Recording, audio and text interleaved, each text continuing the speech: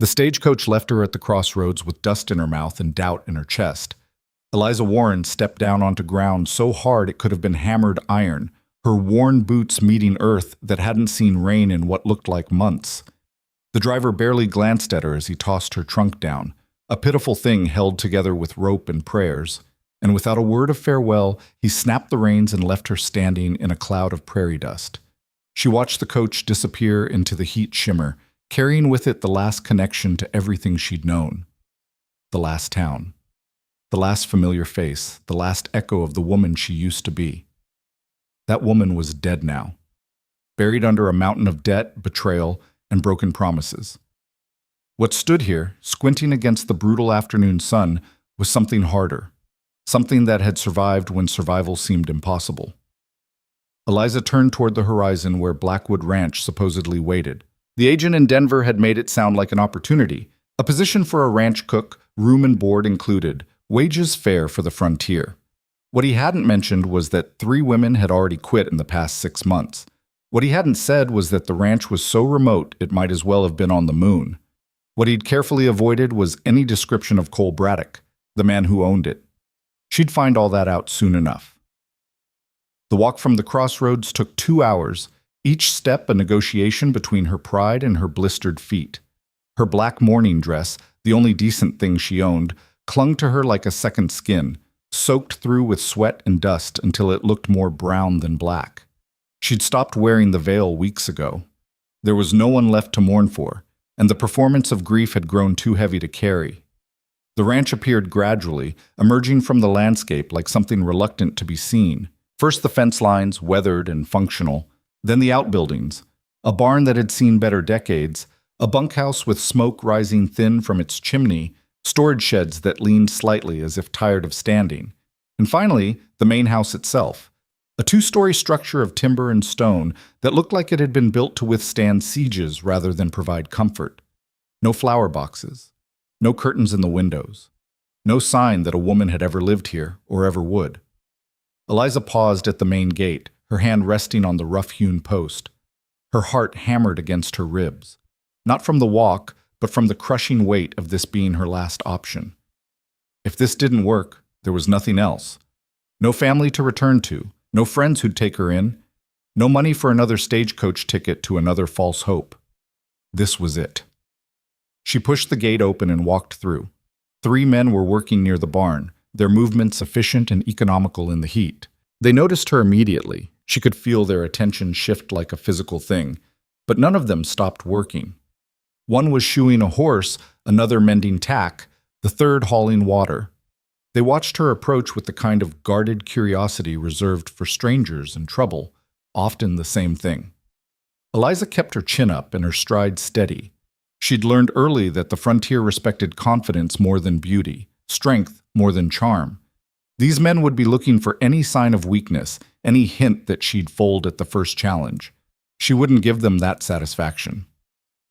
"I'm looking for Cole Braddock," she called out, her voice carrying across the yard without being shrill. "I'm the new cook."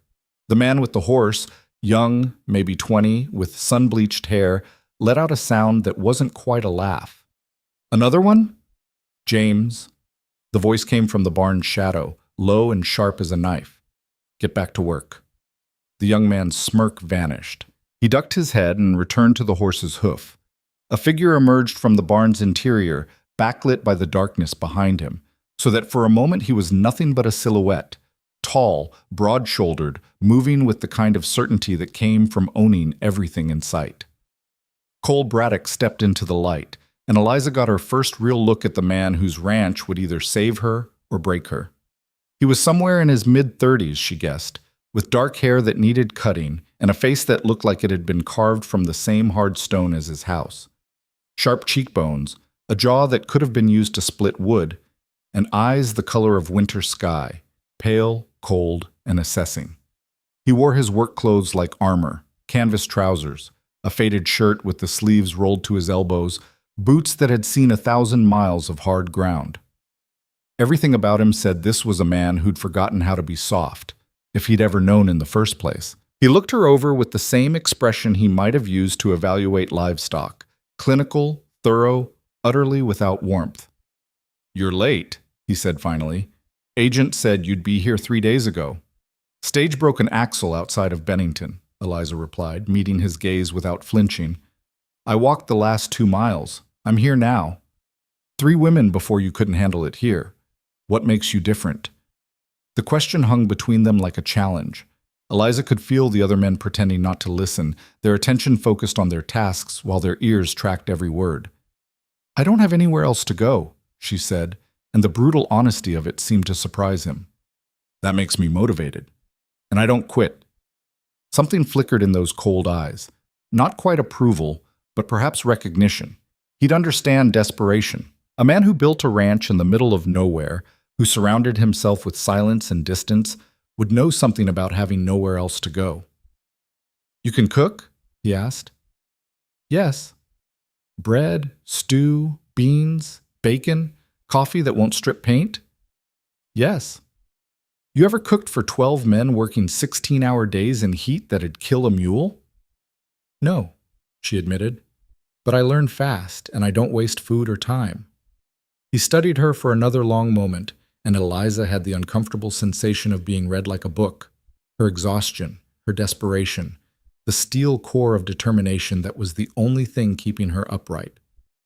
Room and board, he said finally. $20 a month.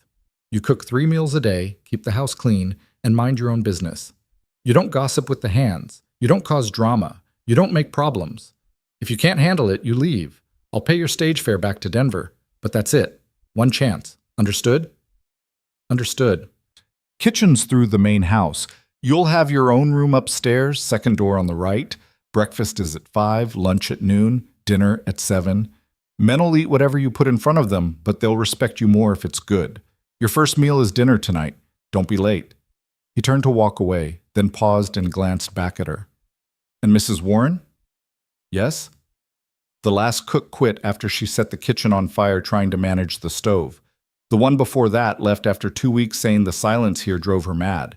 The one before that ran off with one of the hands. His expression didn't change, but there was something like grim humor in his voice. Try not to do any of those things. Then he was gone, striding back toward the barn with the air of a man who'd said all he intended to say. Eliza stood in the yard for a moment, absorbing the weight of what she'd just agreed to. 12 men, 3 meals a day. A stove that apparently had a grudge against its operators, and a boss who looked at her like she was already halfway to failure. Ma'am? She turned. The young man, James, had abandoned the horse and approached her with something like sympathy in his eyes. I'll show you to the kitchen, he said. Fair warning, the stove's a beast. Got a temper worse than Cole's, and that's saying something. Eliza picked up her trunk, surprised when James immediately took it from her hands. I can carry it myself, she said. Didn't say you couldn't, he replied with a ghost of a smile. But Mama raised me not to watch a lady struggle when I got 2 good arms. She followed him toward the main house, aware of the other men's eyes tracking their movement. The afternoon sun beat down like a physical weight, and the dust from the yard coated her throat with every breath. The house's interior was somehow exactly what she'd expected, functional to the point of being austere. The main room held a large table with benches, scarred and worn from years of use. The walls were bare except for a few hooks for coats and hats.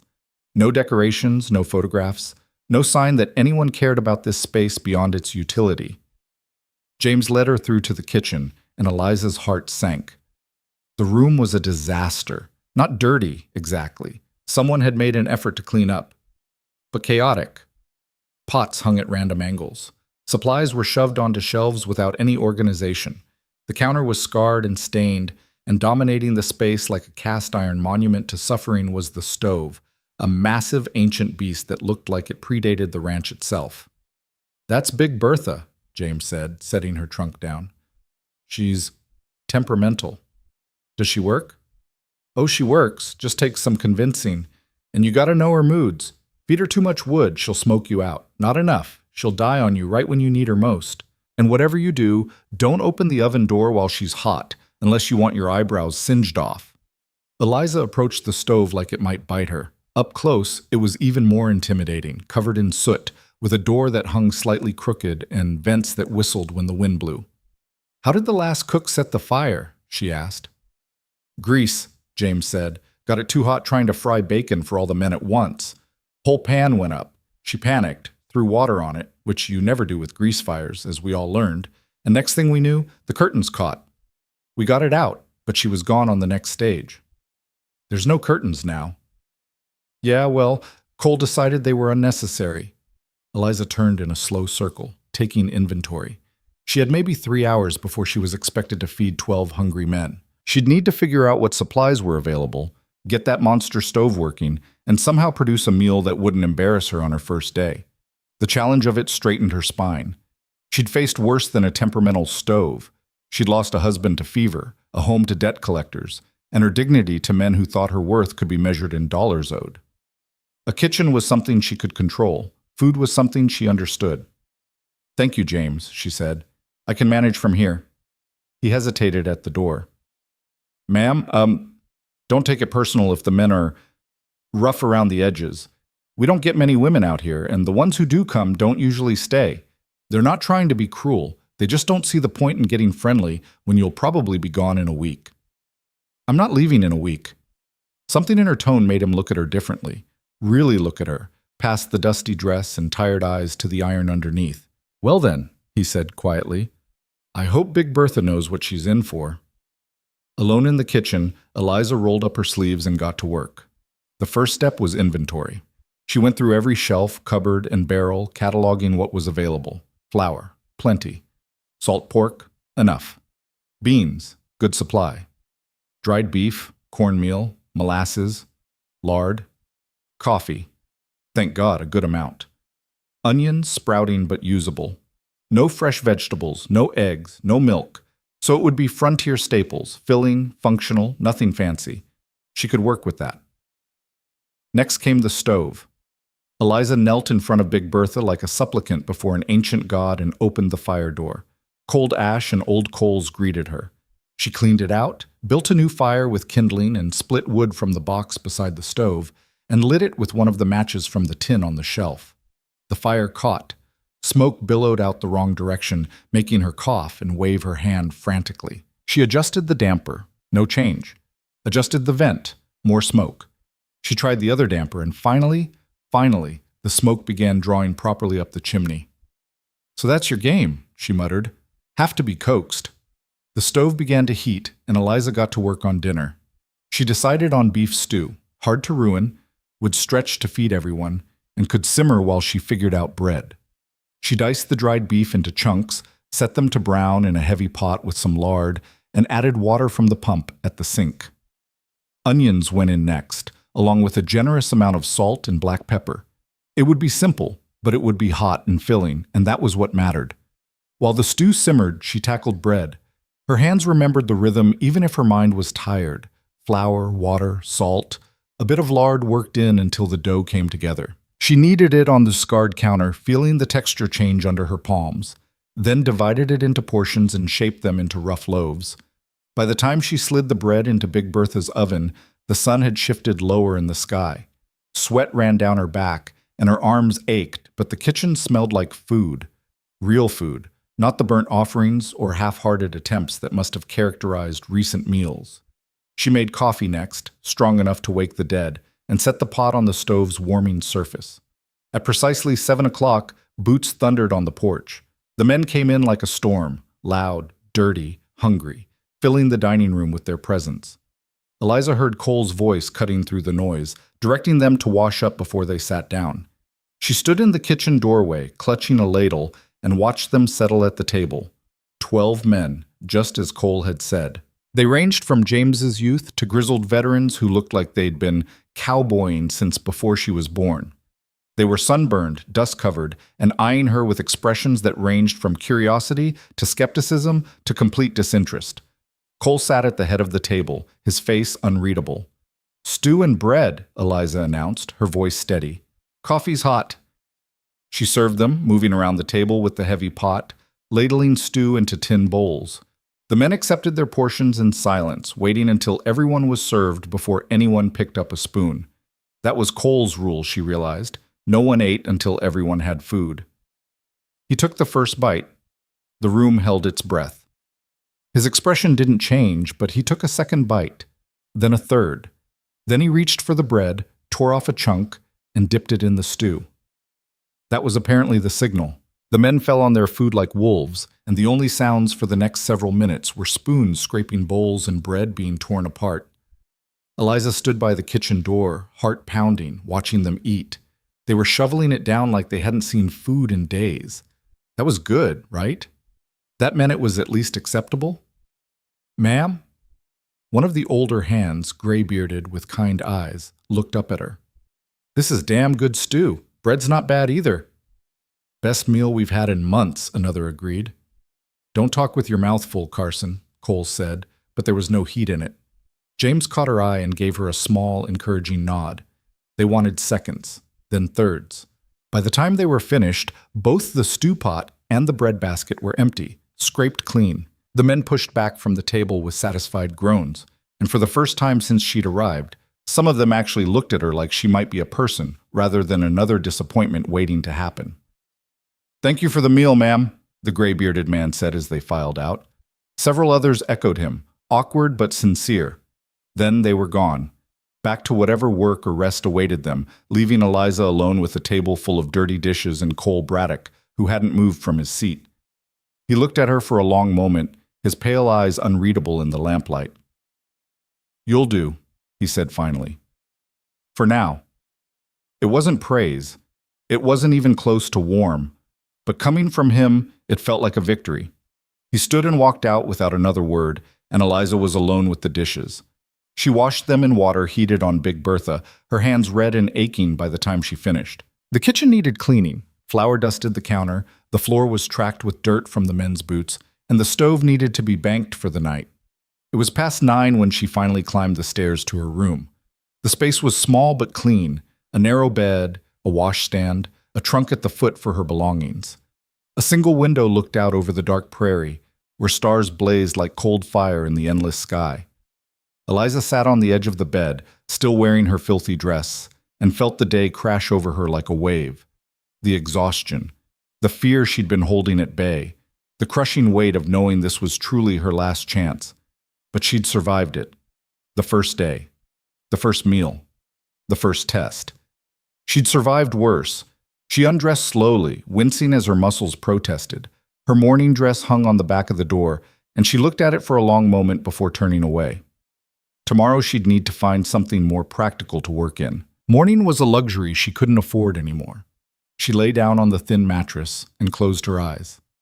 Somewhere in the darkness, a coyote howled. The wind rattled the window frame, and beneath it all, the vast silence of the prairie pressed in from all sides, the same silence that had driven the previous cook away. But Eliza had learned to live with silence. Silence was better than the lies and betrayals that had destroyed her old life. Silence was honest. Silence asked nothing and promised nothing. She could work with that. Dawn came at 4:30 with a rooster's crow that sounded like a declaration of war. Eliza jerked awake, disoriented for a moment about where she was. Then reality settled back like a stone. Blackwood Ranch, the kitchen. Breakfast in 30 minutes for 12 hungry men. She was on her feet before she'd fully processed being awake. The house was silent as she crept downstairs in the pre-dawn darkness. She lit lamps in the kitchen, coaxed Big Bertha back to life. Easier today, now that she knew the stove's tricks, and took stock of what she needed to make. Bacon. Eggs, if she could find any. Biscuits, coffee. Lots of coffee. She found eggs in the cold cellar, not fresh, but recent enough, and got to work. The bacon went into her largest skillet, filling the kitchen with the smell of salt and smoke. She mixed biscuit dough with practiced efficiency, rolled it out, cut it into rounds, and slid the pan into the oven. The eggs she'd saved to cook last, scrambling them in bacon grease once everything else was ready. By 5 o'clock, the table was set and the food was ready. The men arrived like clockwork, quieter in the morning than they'd been at dinner, moving with the slow deliberation of people not quite awake. They filled their plates and ate quickly, mechanically, fueling themselves for the day ahead. Cole was the last to arrive, and he looked like he'd already been up for hours.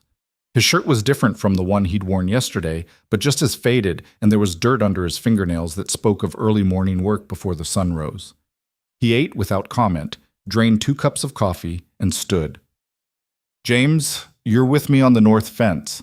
Thomas, take Carson and Henry and check the water troughs. We're low, and I want to know why. Rest of you know your jobs. The men nodded and filed out, taking their energy with them. Eliza was left with another mountain of dishes. The pattern repeated itself at lunch. Beef hash with potatoes, more coffee, more efficient eating, and again at dinner, where she made pan-fried steaks with beans and cornbread. Each meal was met with the same focused consumption, the same grudging appreciation, the same swift departure. The men treated her with distant courtesy, never quite rude but never quite friendly. She was a service they used, like the well or the barn.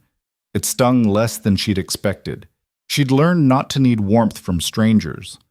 Cole continued to be an enigma. He spoke to her only when necessary, usually brief instructions about meal times or how many men to expect. He never praised the food, but he never complained either, which she took as approval.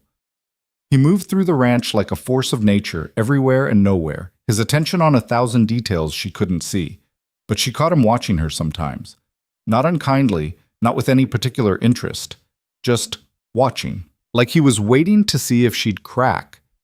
She wouldn't give him the satisfaction. The days blurred together into a rhythm of work. Up before dawn, breakfast, cleaning, lunch, cleaning, dinner, cleaning, collapse into bed. Her hands developed new calluses. Her feet stopped hurting. She learned Big Bertha's moods, learned which men liked their coffee sweet and which wanted it black as sin, learned that the gray-bearded man was named Arthur and had worked for Cole for 15 years, learned that James was the youngest hand and sometimes looked at her like she was a miracle he didn't quite believe in. She learned that Cole Braddock never smiled. 2 weeks passed. Then 3. She was still here, still cooking, still surviving.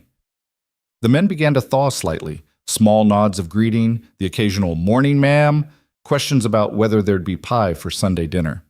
They stopped treating her like she was temporary, but the ranch itself remained unforgiving. The heat was relentless, the work was endless, and the isolation pressed in from all sides. No neighbors, no town within easy distance, nothing but prairie and sky and the handful of souls trapped together in this remote corner of the world. Eliza understood why the other women had left. This place would drive you mad if you needed conversation, company, softness. If you needed to be seen as more than a pair of hands that kept everyone fed. But she'd already been driven to her knees by a world that pretended to be civilized. At least here, the brutality was honest. At least here, she knew where she stood. It was a month into her tenure when the accident happened. She was preparing dinner, chicken stewed with carrots she'd found in the cellar, still firm enough to use, when shouting erupted from the direction of the barn. Not the usual working noise, but panicked voices calling for help. Eliza ran outside without thinking. Men were gathered near the barn, a knot of bodies surrounding something on the ground.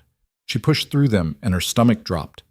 James lay in the dirt, his leg bent at an angle that was absolutely wrong, blood soaking through his trousers. His face was white, his breathing shallow. "Horse spooked," someone was saying. "Threw him into the fence. Leg caught." "Move!" Eliza's voice cut through the chaos. "Get him inside, now, carefully. Arthur, I need whiskey, clean cloth, and boiling water. Someone get Cole." The men stared at her for a heartbeat, and she saw the indecision flicker across their faces. Who was she to give orders? "Now!" she snapped, with enough authority that they moved. They carried James into the house, laying him on the kitchen table because it was the largest flat surface. He was making sounds that weren't quite screams, his body trying to process pain it didn't have words for. Eliza's hands were steady as she cut away his trousers. The leg was definitely broken, compound fracture, the bone pressing against the skin. If they didn't set it right, he'd lose the leg. If infection set in, he'd lose his life. She'd seen this before, had learned from the army doctor who'd come through her town during the war, had helped him set bones and stitch wounds when there was no one else to assist. "James," she said firmly, catching his gaze. "Look at me. This is going to hurt worse than anything you've ever felt, but I need you to stay still. Can you do that?" He nodded, teeth clenched. "Bite down on this." She shoved a wooden spoon into his mouth. "Arthur, hold his shoulders. Thomas, hold his good leg." Cole arrived as she was examining the break, his face grim. "How bad?" "Bad. Compound fracture. Needs to be set now or he'll lose the leg. You know how to do that? Yes. He didn't question it, didn't demand her credentials. He just nodded and moved to James's other side, his large hands gentle as they positioned themselves to help. On 3, Eliza said. 1, 2. She pulled on the count of 2, not 3, because it was always better when they didn't have time to tense up. James's scream was muffled by the spoon, his body arching off the table. She felt the bone shift, grind, then slip back into alignment. Hold him, she barked as he thrashed. She worked quickly, splinting the leg with boards Arthur had found, wrapping it tight. Her hands were bloody by the time she finished, but the leg was straight, the wound cleaned as best she could manage.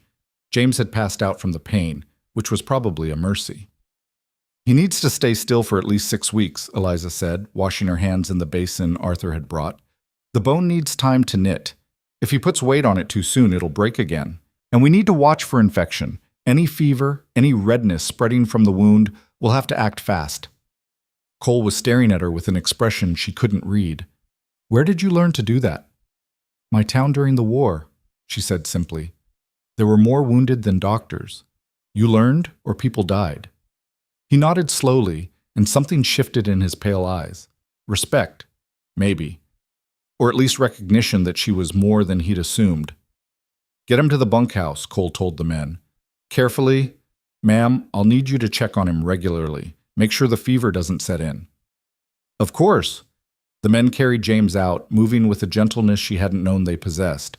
Cole remained, looking at the blood on the kitchen table, the torn fabric, the evidence of the violence that had just occurred. That's twice now, he said quietly, that you've done something I didn't expect. What was the first time? Staying. He walked out before she could respond. Eliza stood in the wrecked kitchen, her dress splattered with blood, her hands trembling now that the crisis had passed. She looked at the stew still simmering on the stove. Dinner would need to be finished, the table would need to be cleaned, the work would continue because it always did.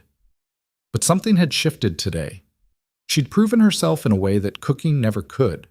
She'd shown them that she wasn't just someone who made food and cleaned floors. She was someone who could keep her head when everything went to hell, who could make life or death decisions and live with the consequences.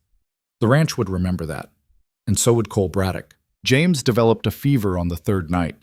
Eliza was checking on him before bed, part of the routine she'd established, visiting the bunkhouse after dinner to change his dressings and assess the wound, when she pressed her hand to his forehead and felt the heat radiating from his skin like a furnace. Her stomach clenched. Infection, the thing she'd feared most. Arthur, she called to the older man who'd been keeping watch. Get Cole, now! She unwrapped the splint with careful hands, her breath catching when she saw the skin around the break. Red, swollen, the kind of angry inflammation that spoke of poison spreading through the body. Cole arrived within minutes, his hair disheveled like he'd been dragged from sleep. He took one look at James's flushed face and the wound, and his jaw tightened. How bad? Bad enough that if we don't act now, he'll lose the leg. Eliza met his eyes. Or worse. What do you need? Whiskey. As much as we have. Clean bandages. A sharp knife heated in fire until it glows. And I need everyone out except you and Arthur. Cole didn't hesitate. You heard her. Move. The bunkhouse cleared in seconds, men filing out into the night with worried backward glances. Cole gathered the supplies while Eliza prepared herself for what came next. She'd seen this done twice during the war, cutting away infected tissue to save the whole. She'd assisted, held instruments, steadied patients, but she'd never done it herself. Tonight she had no choice. This is going to hurt him, she said quietly, when Cole returned with the knife, its blade glowing red from the forge. A lot. He might not survive the shock. And if you don't do it? He definitely won't survive. Cole's expression was granite. Then do it. They poured whiskey over the wound first. James screamed even in his fevered state, and then Eliza took the knife. Her hand was steady, her mind clear, her body moving through motions she'd memorized from watching others. Cut away the infected flesh. Cauterize what bled too much. Clean everything with more whiskey. Work fast because every second mattered. James thrashed despite Arthur and Cole holding him down. The smell of burning flesh filled the bunkhouse, acrid and sickening. Eliza's stomach roiled, but her hands never wavered. When it was done, she bandaged the wound with clean cloth soaked in whiskey and stepped back, her dress stained with blood and her arms shaking from held tension. "Now we wait," she whispered. "The fever will either break or it won't." Cole was staring at her again with that unreadable expression, but this time there was something else beneath it, something that looked almost like awe. "Where the hell did you learn to do that?" he asked. "I told you, the war." "That's more than assisting a doctor. That's battlefield surgery." Eliza met his gaze without flinching.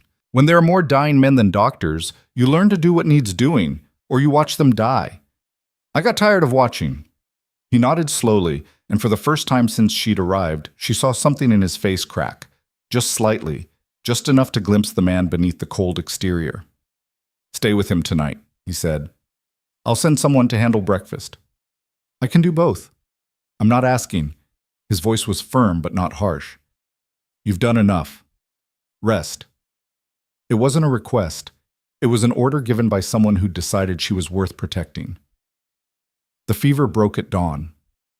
Eliza was dozing in the chair beside James's bed when she felt his forehead again and found it cooler, the terrible heat finally releasing its grip. His breathing had evened out, his face no longer flushed with that frightening color. He'd live. The leg would heal. She'd done it. She laid her head down on the edge of the bed and let herself cry. Just for a moment, just enough to release the terror she'd been holding locked behind her ribs. Then she wiped her eyes, straightened her spine, and went to make breakfast. The men were subdued that morning, eating their eggs and biscuits in unusual quiet. They'd heard James's screams. They knew how close they'd come to losing him, and they'd seen what Eliza had done to save him. When Cole came in, he looked at the food on the table and then at her. "I told you to rest." "I rested. Now I'm working." His mouth twitched, not quite a smile, but close. "Stubborn." "Yes." He sat down and ate, and the men followed his lead, but the atmosphere had changed. They looked at her differently now, not with the polite distance of hired help, but with something closer to respect. She'd earned her place here in a language they understood: blood, skill, and the willingness to do what was necessary when it mattered most. Arthur approached her after breakfast as she was clearing dishes. "Ma'am, I just wanted to say, what you did last night, that was something. Most folks would have panicked or given up. You didn't." "I couldn't let him die." "No, I suppose you couldn't." He paused, turning his hat in his weathered hands. "But you could have failed, could have made it worse. Takes guts to try when the stakes are that high." "Or desperation," she said quietly. "Sometimes those are the same thing." He smiled, a rare, genuine expression that transformed his grizzled face. "You're all right, Mrs. Warren. Better than all right. You're one of us now." She didn't realize how much she'd needed to hear that until the words landed. One of us. Not an outsider, not temporary, not tolerated, but accepted. It shouldn't have mattered. She'd survived without belonging for so long that she'd forgotten what it felt like to be part of something larger than herself. But standing in that kitchen with dirty dishes in her hands and Arthur's approval warming her like whiskey, she felt something she hadn't felt in years. Hope. James recovered slowly, restlessly, chafing against the forced inactivity, but smart enough not to risk permanent damage by being stupid. Eliza checked on him daily, changing dressings and monitoring the wound's healing. The infection didn't return. The bone was setting properly. He'd walk again, though he'd probably limp when the weather turned cold. "You saved my life," he said one afternoon while she was rewrapping the splint. "I did my job." "Your job is cooking." "My job is keeping everyone alive long enough to eat the cooking," she corrected, and he laughed, a sound that felt like victory. The days stretched into weeks, and Eliza found her rhythm. She woke before the sun, coaxed Big Bertha to life, and prepared meals that became increasingly ambitious as she learned what supplies were available and what the men preferred. She kept the house clean, mended clothes when asked, and carved out a space for herself that felt almost comfortable. The isolation stopped bothering her. The silence became familiar instead of oppressive. The endless work became routine rather than overwhelming. She was surviving. More than that, she was succeeding. But she was also starting to notice things about Cole Braddock that didn't fit the image of the cold, distant ranch owner she'd first encountered. Like how he checked on James twice a day, always brief visits but consistent, making sure his man had everything he needed. How he split James's work among the other hands without complaint, absorbing the loss of labor without cutting anyone's wages. How he paid attention to details most bosses would miss, noticing when a man was favoring an injury, when someone was pushing too hard, when the mood in the bunkhouse was off. He was hard, yes, demanding, absolutely, but not cruel. Never cruel. And he'd started talking to her. Not much. Cole Braddock wasn't a man who wasted words, but small exchanges during meals, brief conversations when she brought coffee to wherever he was working, questions about supplies or James's recovery. He asked her opinion on things. Should they slaughter another steer for meat? Did she think the root cellar would hold through winter? Was there anything she needed from town when Arthur made the supply run? He listened when she answered. Actually listened, considering her words instead of dismissing them. It was more respect than her own husband had shown her in 5 years of marriage. One evening, about 6 weeks after James's accident, Cole found her behind the house where she'd discovered a small patch of earth that might support a garden. She was on her knees in the dirt, pulling weeds from around some struggling plants the previous cook must have started and abandoned. "What are you doing?" he asked. Eliza sat back on her heels, wiping sweat from her forehead. "Trying to salvage this garden. If I can get these tomatoes to produce, we'll have fresh vegetables. The carrots might be salvageable too, and I found some herb seeds in the kitchen. Thought I'd try to get them started." He crouched down beside her, studying the plants with a rancher's critical eye. "Soil's not great here. Too dry, too hard." "I know, but I've been using kitchen scraps for compost, and if I water it every day, it might work. Better than nothing." "Why bother? We get by fine without fresh vegetables." She looked at him directly. "Because getting by isn't the same as thriving. Because fresh food keeps men healthier and morale higher. Because this ranch deserves better than fine." Something flickered across his face. Surprise, maybe. Or recognition. "You care about this place," he said. It wasn't a question. "I care about doing things right. This place is where I'm doing things, so yes, I suppose I care about it." He was quiet for a moment, his pale eyes studying her with that intensity she'd grown used to. "You're nothing like I expected." "What did you expect?" "Someone desperate enough to take any job but not strong enough to handle it. Someone who'd run at the first real challenge." "I am desperate," she said honestly, "but desperation and strength aren't opposites. Sometimes desperation is what gives you strength. When you know there's no safety net, no second chances, no one coming to save you, you find out what you're actually made of." Cole nodded slowly. "What are you made of, Mrs. Warren?" "Same thing as you, I'd guess. Scar tissue and stubbornness." This time he definitely smiled, barely, just a slight curve at the corner of his mouth, but real. "That sounds about right." He stood and offered her his hand to help her up. She took it, surprised by the casual gesture of assistance, and felt the strength in his grip, calloused, steady, warm despite the evening cool. "I'll have one of the men help you with the garden," he said. "Thomas used to farm before he came here. He'll know what you need." "Thank you." "And Mrs. Warren?" He paused, looking back at her. "You were right. This ranch does deserve better than fine. I'd forgotten that." He walked away before she could respond, leaving her standing in the dirt with her hands filthy, and her heart doing something complicated in her chest. Thomas turned out to be a godsend for the garden. He showed her how to amend the soil, built raised beds that would hold moisture better, and taught her which plants would actually survive the harsh conditions. Within 2 weeks, the garden was thriving, or at least surviving, which on the frontier counted as the same thing. The men started to notice. They'd wander by during breaks, checking the progress of the tomatoes or asking when the carrots might be ready. It became a shared project, something everyone had a stake in, and the mood around the ranch shifted subtly. People talked more at meals, laughed more. The tension that had defined the place when she first arrived began to ease. Even Cole seemed different, still serious, still demanding, but with less of that hard edge that made him seem carved from stone rather than flesh. Eliza caught herself watching him sometimes, the way he moved with such unconscious confidence. The way his hands were gentle with injured animals, but firm with men who needed direction. The way his rare smiles transformed his face into something almost handsome. She shut those thoughts down quickly. She was here to work, to survive, to build something stable. Romance, if that's what these dangerous feelings were, was a complication she couldn't afford.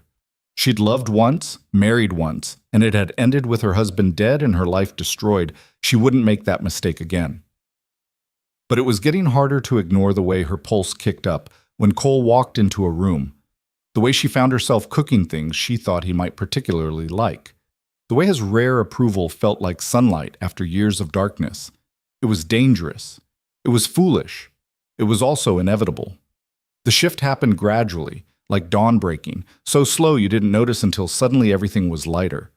Cole started seeking her out more, asking questions that weren't strictly about ranch business. Where had she lived before? What had brought her west? Did she miss her old life? She answered carefully, revealing only what she was willing to share. A husband dead from fever, debts that consumed everything, no family left to turn to. She didn't mention the betrayal, how her husband's business partner had stolen everything, how the bank had foreclosed with cruelty that still burned, how she'd been blamed for failures that weren't hers. Some wounds were too raw to expose, even to someone who seemed to understand scars. Cole shared more than she expected in return. Not about his past, that remained locked tight, but about the ranch, his plans, his frustrations. He told her about the drought that had nearly broken him 2 years ago, the cattle disease that had decimated the herd, the constant struggle to keep everything running with too few hands and too little capital. "Why stay?" she asked one evening when they'd fallen into conversation on the porch after dinner. The men had retired to the bunkhouse, and the prairie stretched out before them under a sky full of stars. "If it's this hard, why not sell and start over somewhere easier?" "Because easy isn't worth doing," he said, "and because this place is mine. I built it from nothing, and I'll be damned if I let it fail." "Even if it kills you?" He looked at her with those winter sky eyes. "What else is there? This ranch is all I have, all I'll ever have." The loneliness in those words struck her like a physical blow. She understood it too well, the sense of having nothing but work, no connections beyond utility, no hope for anything softer than survival. "That's a bleak way to live," she said quietly. "It's honest. Most people can't handle honesty. They need pretty lies to get through the day." "And you don't?" "I stopped believing in pretty lies a long time ago." Eliza wanted to ask what had killed that belief, what had happened to make him so determined to keep the world at arm's length. But she recognized the walls when she saw them. She'd built enough of her own. Instead, she said, "Honesty doesn't have to mean isolation. You can be honest and still let people in." "Can you?" The question was pointed, deliberate. She looked away. "I'm working on it." "So am I," he said, so quietly she almost missed it. The air between them felt charged, heavy with things unsaid. Eliza stood abruptly, suddenly aware of how dangerous this moment was, how easy it would be to reach out, to bridge the space between them, to pretend that two broken people could somehow fix each other. "I should clean the kitchen," she said. Cole nodded, but his eyes followed her as she fled inside, and she could feel his gaze like a hand on her back. She scrubbed dishes with more force than necessary, angry at herself for caring, for wanting, for hoping that maybe, just maybe, there could be something here beyond wages and survival. She'd been down this road before. It ended in ashes. But a traitorous part of her heart whispered that Cole Braddock wasn't her dead husband, that this ranch wasn't her old life, that maybe the past didn't have to define the future. She told that voice to shut up and kept scrubbing. The next morning, everything felt normal again. Cole was all business. The men were focused on their work, and Eliza threw herself into cooking and cleaning with single-minded intensity. If he noticed her distance, he didn't comment, but that night she found a package on the kitchen table, brown paper tied with string. Inside was fabric, good fabric, blue cotton that would make a practical work dress, far better than the faded patch things she'd been wearing. There was no note, no explanation, but she knew who'd left it. Eliza held the fabric against her chest and felt something crack inside her, some wall she'd built to protect herself from caring too much. He'd noticed. He'd seen that she needed something and had provided it without making a show of charity, without expecting gratitude, without demanding anything in return. It was a small kindness in a world that had shown her mostly cruelty. It meant everything. She made the dress over the next few evenings, working by lamplight after the day's chores were done. Her stitches were practical rather than pretty, but the dress fit well, and the color reminded her of summer skies she'd almost forgotten existed. When she wore it the first time, Cole's eyes tracked to her immediately. He didn't say anything, but the corner of his mouth twitched, that almost smile she'd learned to recognize. "Thank you," she said when she brought him coffee during the afternoon break. "For what?" "The fabric." "Don't know what you're talking about." But his eyes were amused, and she knew he was lying. "Well, whoever left it has good taste." "Must have been Arthur. He's the sentimental type." "Right. Arthur."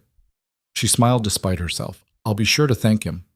Cole's full smile was rare enough that when it appeared, it felt like witnessing something miraculous. It transformed his entire face, erasing years of hard living and revealing the man he might have been without whatever had broken him. "Suits you better than morning black," he said. Eliza's breath caught. She hadn't expected him to notice, much less comment. "I was tired of looking like a ghost."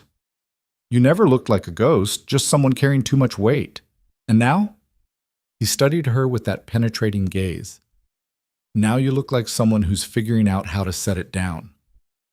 The moment stretched between them, loaded with meaning neither was quite ready to name.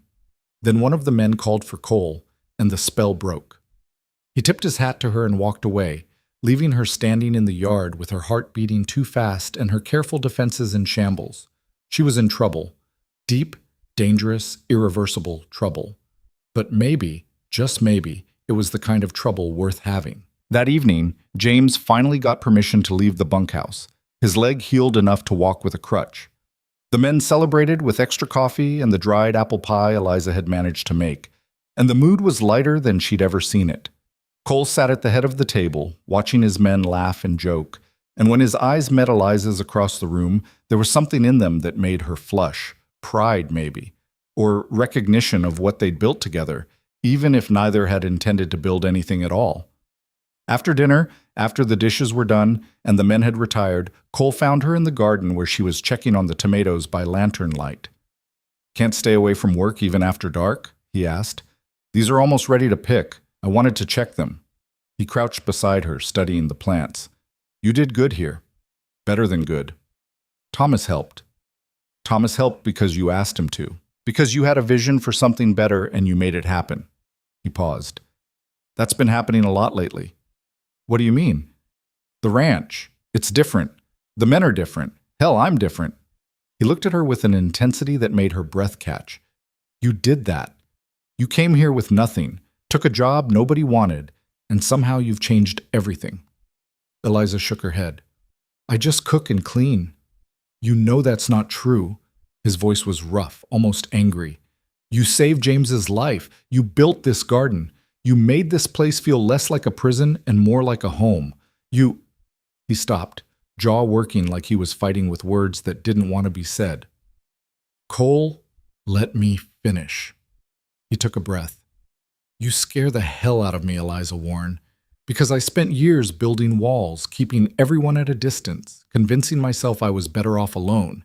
And then you showed up and just walked right through every defense I had. Not by trying to change me or fix me, but just by being exactly who you are. Stubborn and strong and so damn brave it makes my chest hurt." Her heart was thundering. "You scare me too." "Yeah. Yeah. Because I swore I'd never let myself care about anyone again. Caring gets you destroyed. But somehow I care about this place. I care about the men. I care about—" She stopped, unable to finish. "About me?" His voice was barely above a whisper. She met his eyes, those pale winter eyes that had watched her with suspicion and assessment, and now held something that looked terrifyingly like hope. "Yes," she whispered. "About you." Cole reached out slowly, giving her time to pull away, and cupped her face with one calloused hand. "I don't know how to do this. How to be soft. How to be anything other than what I've been. I don't need soft. I need real. Real I can do. He kissed her then, and it was nothing like the kisses she remembered from her marriage. Tentative, perfunctory, obligatory. This was fierce and honest and full of desperate need, like they were both drowning and had just found air. When they broke apart, both breathing hard, Eliza felt like the world had tilted on its axis. "This is complicated," she said. "Everything worth having is complicated. I'm your employee. You're more than that. You know you are." She did know. Had known for weeks, maybe longer. But naming it made it real, made it something they couldn't take back. "What happens now?" she asked. Cole smiled, a real smile, full and genuine. "Now we figure it out. Together. One day at a time, just like everything else on this ranch." "Together," she repeated, testing the word.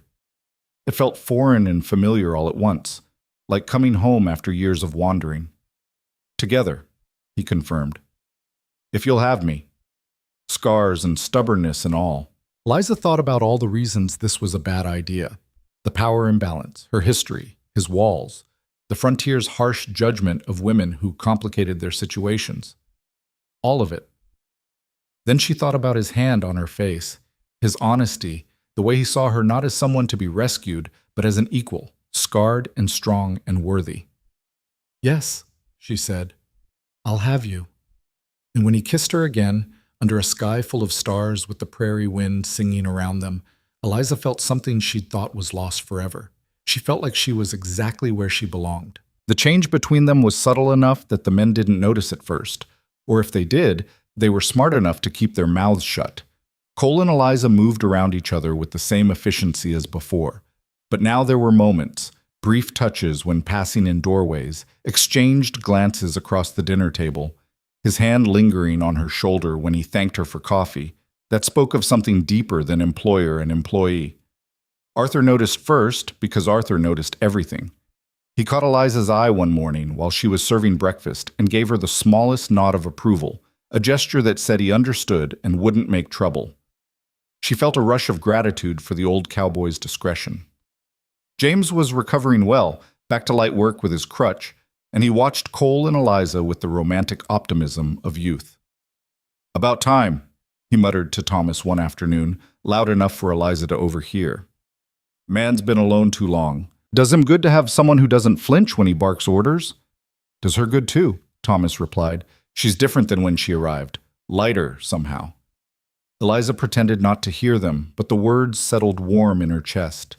She was lighter. The constant tension she'd carried since her husband's death, the fear of failing, of being cast out, of having nowhere to go, had eased. Not disappeared because survival on the frontier never allowed complete peace, but transformed into something manageable. She had a place here. She had purpose. And she had Cole. In whatever way that manifested between two people too scarred to rush headlong into declarations, but too honest to deny what was growing between them. They fell into a new rhythm, one that felt natural despite its newness. Cole would find her after dinner and they'd walk the property together, talking about everything and nothing. He told her about his plans to expand the herd, about water rights disputes with neighboring ranches, about the constant calculation of profit and loss that defined his days. She told him about the small triumphs in the kitchen, about the garden's progress, about the book she'd found in the house, a battered copy of Shakespeare's sonnets that she read by lamplight when exhaustion allowed. "You read poetry?" he'd asked, surprise coloring his voice. "I used to read everything. Before. She didn't elaborate on the before, but he understood. Before the debts. Before the death. Before survival became the only priority. "Read to me sometime," he said. "I'm not much for fancy words, but I'd like to hear how they sound in your voice."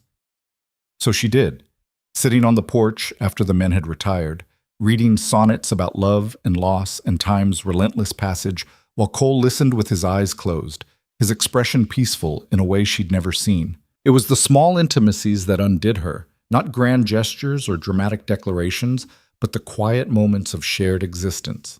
The way he started leaving wildflowers on the kitchen windowsill, prairie blooms he'd picked during his rides. The way she made sure his coffee was exactly how he liked it, strong enough to strip paint, but with just a touch of sugar. The way they'd found each other in the darkness one night, his room or hers, it didn't matter, and discovered that passion didn't require softness, that desire could be fierce and honest and utterly real. Afterward, lying tangled in sheets with the moon painting silver across the floor, Cole had traced the scars on her hands, burns from the stove, cuts from kitchen work, calluses from labor. "These tell a story," he said quietly. "Not a very interesting one. Just survival. Survival is always interesting. It's the most honest story there is." He kissed her palm, a gesture so tender it made her throat tight. "You've survived things that would have broken most people. That's not nothing. You've survived too. You carry your own scars." His expression shuddered slightly. "Mine are different." Different doesn't mean less valid.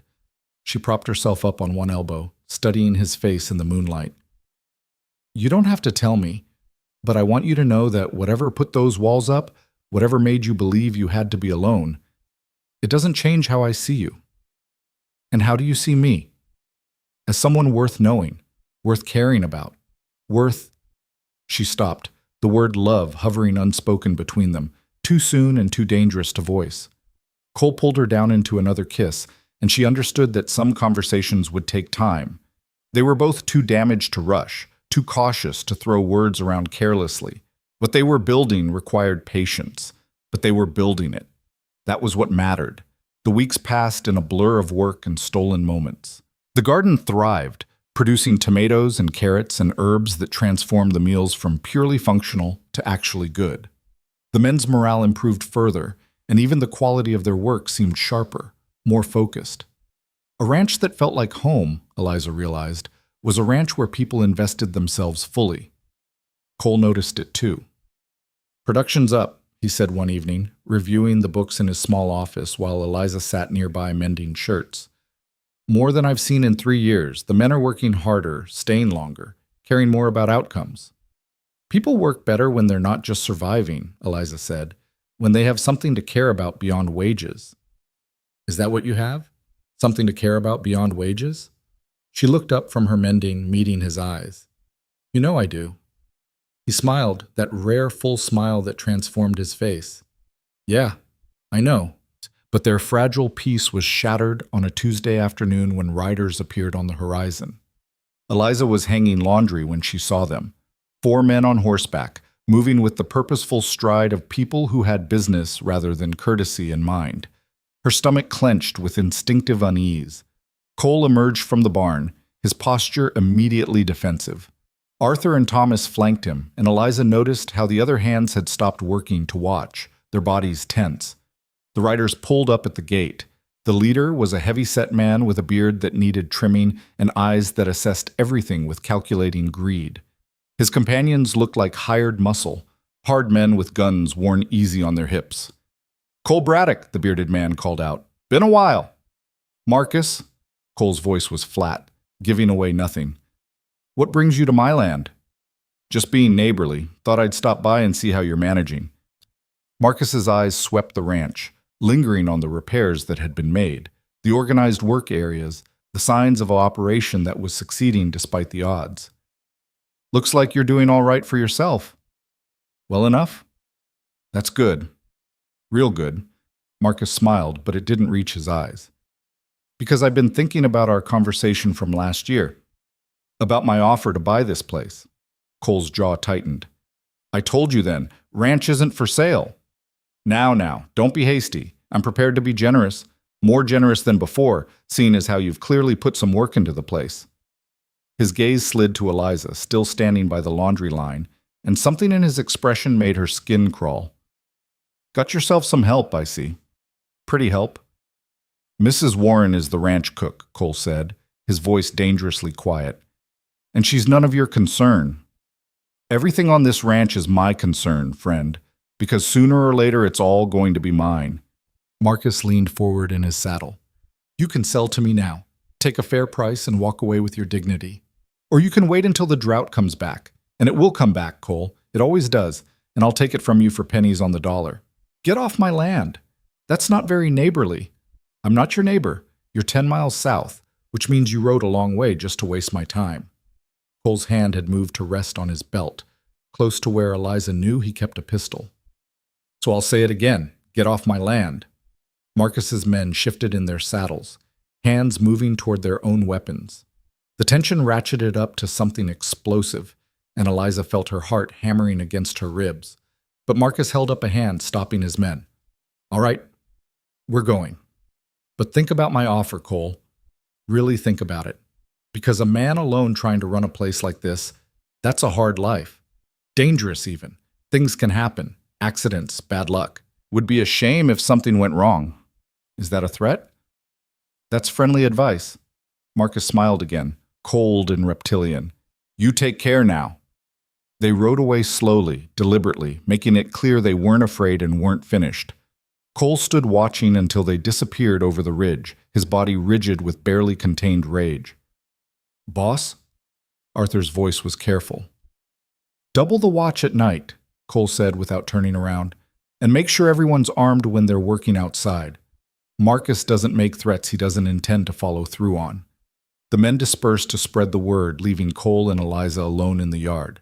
She approached him carefully, reading the fury in every line of his body. Who is he? She asked quietly. Marcus Thornton. Owns the biggest ranch in the territory. Been trying to buy me out for 5 years, ever since his operation got too big for his land to support. He wants my water rights. Cole turned to her, and his eyes were bleak. He's not going to stop, Eliza. He'll push and push until something breaks. Then we don't break. You don't understand. Marcus doesn't play fair. If he can't buy me out, he'll find other ways. Poisoned wells, killed cattle, burned barns. I've seen him destroy 3 other ranchers who wouldn't sell. So we prepare. We watch. We don't give him an opening. Cole grabbed her shoulders, his grip tight but not painful. This isn't your fight. You could leave, go somewhere safer. No. The word was absolute. I'm not leaving. This is my home now, and I don't run from fights anymore. I did that once and lost everything. Not again. He might come after you to get to me. Then he'll learn I'm harder to break than he expects. She covered his hands with hers. We face this together, Cole. That's what we said, remember? Together. He pulled her into a fierce embrace, his face buried in her hair. She felt him trembling, not with fear, but with the effort of holding back emotions he'd spent years learning to suppress. I can't lose you, he said, so quietly she almost didn't hear. I just found you. I can't lose you. You won't, I promise. It was a promise neither of them could guarantee, but they both needed to hear it anyway. That night, Cole called a meeting in the bunkhouse with all the hands. Eliza attended too, standing beside him as he laid out the situation with brutal honesty. Marcus Thornton wants this ranch, Cole said. He's going to try to take it. That might mean sabotage. It might mean violence. It might mean a legal fight I can't afford. I won't force any of you to stay for what's coming. If you want to leave, I understand. I'll give you wages through the end of the month and a reference for your next position. The men exchanged glances, a silent conversation happening in looks and subtle gestures. Finally, Arthur spoke up. How long I've been working for you, boss? 15 years? 15 years? You know how many times I could have left for easier work? Better wages? Ranches that weren't fighting tooth and nail just to survive? Arthur stood, his weathered face set with determination. I stayed because this place matters, because you built something worth fighting for. So if Marcus Thornton thinks he's taking it without a fight, he's got another thing coming. I'm staying too, James said, struggling to his feet with his crutch. You saved my life by keeping me on after I got hurt. Mrs. Warren saved it by fixing my leg. That kind of loyalty goes both ways. One by one, every man in the room stood. Thomas, Carson, Henry. Young William, who'd only been with them 6 months. Old Pete, who'd been cowboying longer than most of them had been alive. Every single one committed to staying, to fighting, to protecting what they'd built together. Eliza felt tears burning in her eyes and didn't bother to hide them. This was what community looked like, what loyalty looked like, what family looked like, even if it was cobbled together from broken pieces and hard men who'd learned to care despite themselves. All right, Cole said, his voice rough with emotion he was trying to contain. Then we prepare. We work in pairs outside the ranch yard. We keep weapons close. We watch for anything unusual. And we don't give Marcus a single opening to exploit. What about you, ma'am? Thomas asked, looking at Eliza. You're going to be in the house alone most days. I'll be fine, she said. I'm not helpless, and I can handle a rifle if needed. Still, Cole said, someone stays close to the house at all times. Rotating shifts. I want you protected. She wanted to argue that she didn't need protecting, but she understood the gesture for what it was. Not doubt in her capabilities, but fear for her safety. And given what Marcus had implied, that fear wasn't irrational. All right, she agreed, but I'm not hiding in the kitchen. I'll do my part. Never thought you wouldn't, Cole said, and the pride in his voice made her stand taller. The meeting ended with a sense of grim purpose. The men dispersed to their bunks, talking quietly among themselves, and Cole and Eliza walked back to the main house under a sky full of stars that seemed colder than usual. I'm scared, she admitted when they were alone. Good. Fear keeps you sharp. But I'm also angry. Marcus thinks he can just take what doesn't belong to him because he has money and power. I've seen that before. Men who believe their wealth gives them the right to destroy others. I'm sick of it. Cole stopped walking and turned to face her. This could get ugly, Eliza. Really ugly. I need you to understand that. I understand, but I'm not going anywhere. He kissed her then, hard and desperate, like he was trying to memorize the feeling in case the future took it away. When they broke apart, both breathing hard, his forehead rested against hers. You're the strongest person I've ever met, he said. No, I'm just the most stubborn. That too. They went inside together, and that night they held each other with extra fierceness, both aware that their hard-won peace was now under threat. But they also knew something Marcus Thornton didn't understand. They weren't just fighting for land or water rights. They were fighting for home, for belonging, for the right to build something good in a world that tried to tear good things apart. And that made them far more dangerous than Marcus expected. The next few weeks were tense. Everyone worked with one eye on the horizon, watching for riders or signs of sabotage. Cole increased patrols of the fence lines and water sources, looking for any indication that Marcus was making his move. Nothing happened, which somehow made it worse. The waiting was its own kind of torture. Eliza threw herself into work, keeping busy to avoid dwelling on possibilities. She expanded the garden, put up preserves from the vegetables they'd grown, reorganized the entire kitchen for better efficiency. She taught herself to shoot with Cole's rifle, practicing on tin cans until her aim was decent, if not perfect. Cole watched her one afternoon as she reloaded, his expression unreadable. What? She asked. Just thinking about how you arrived here. Exhausted, desperate, wearing morning black and looking like the wind might blow you away. He approached her, taking the rifle gently and setting it aside. Look at you now, armed, capable, ready to defend what's yours. What's ours? She corrected. Ours, he agreed. I like the sound of that. So do I. He kissed her softly, a contrast to the violence they were preparing for, and she let herself sink into it. These moments of peace were precious now, stolen time before whatever storm was coming arrived. The storm came on a moonless night 3 weeks after Marcus's visit. Eliza woke to the smell of smoke. She was on her feet instantly, heart pounding, and threw open her door to find Cole already in the hallway, pulling on his boots. The barn, he said tersely. Get to the root cellar and stay there.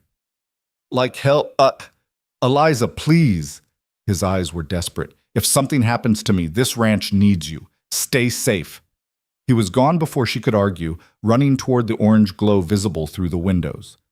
Eliza stood frozen for exactly 3 seconds, then grabbed her skirt and ran after him. The barn was fully engulfed, flames reaching toward the sky like clawed hands. Men were already running with buckets from the well, forming a chain to fight the fire. But Eliza could see it was hopeless. The barn was lost. The only question was whether they could save the surrounding buildings. The horses! Someone shouted. Cole was already moving toward the barn doors, and Eliza's blood turned to ice.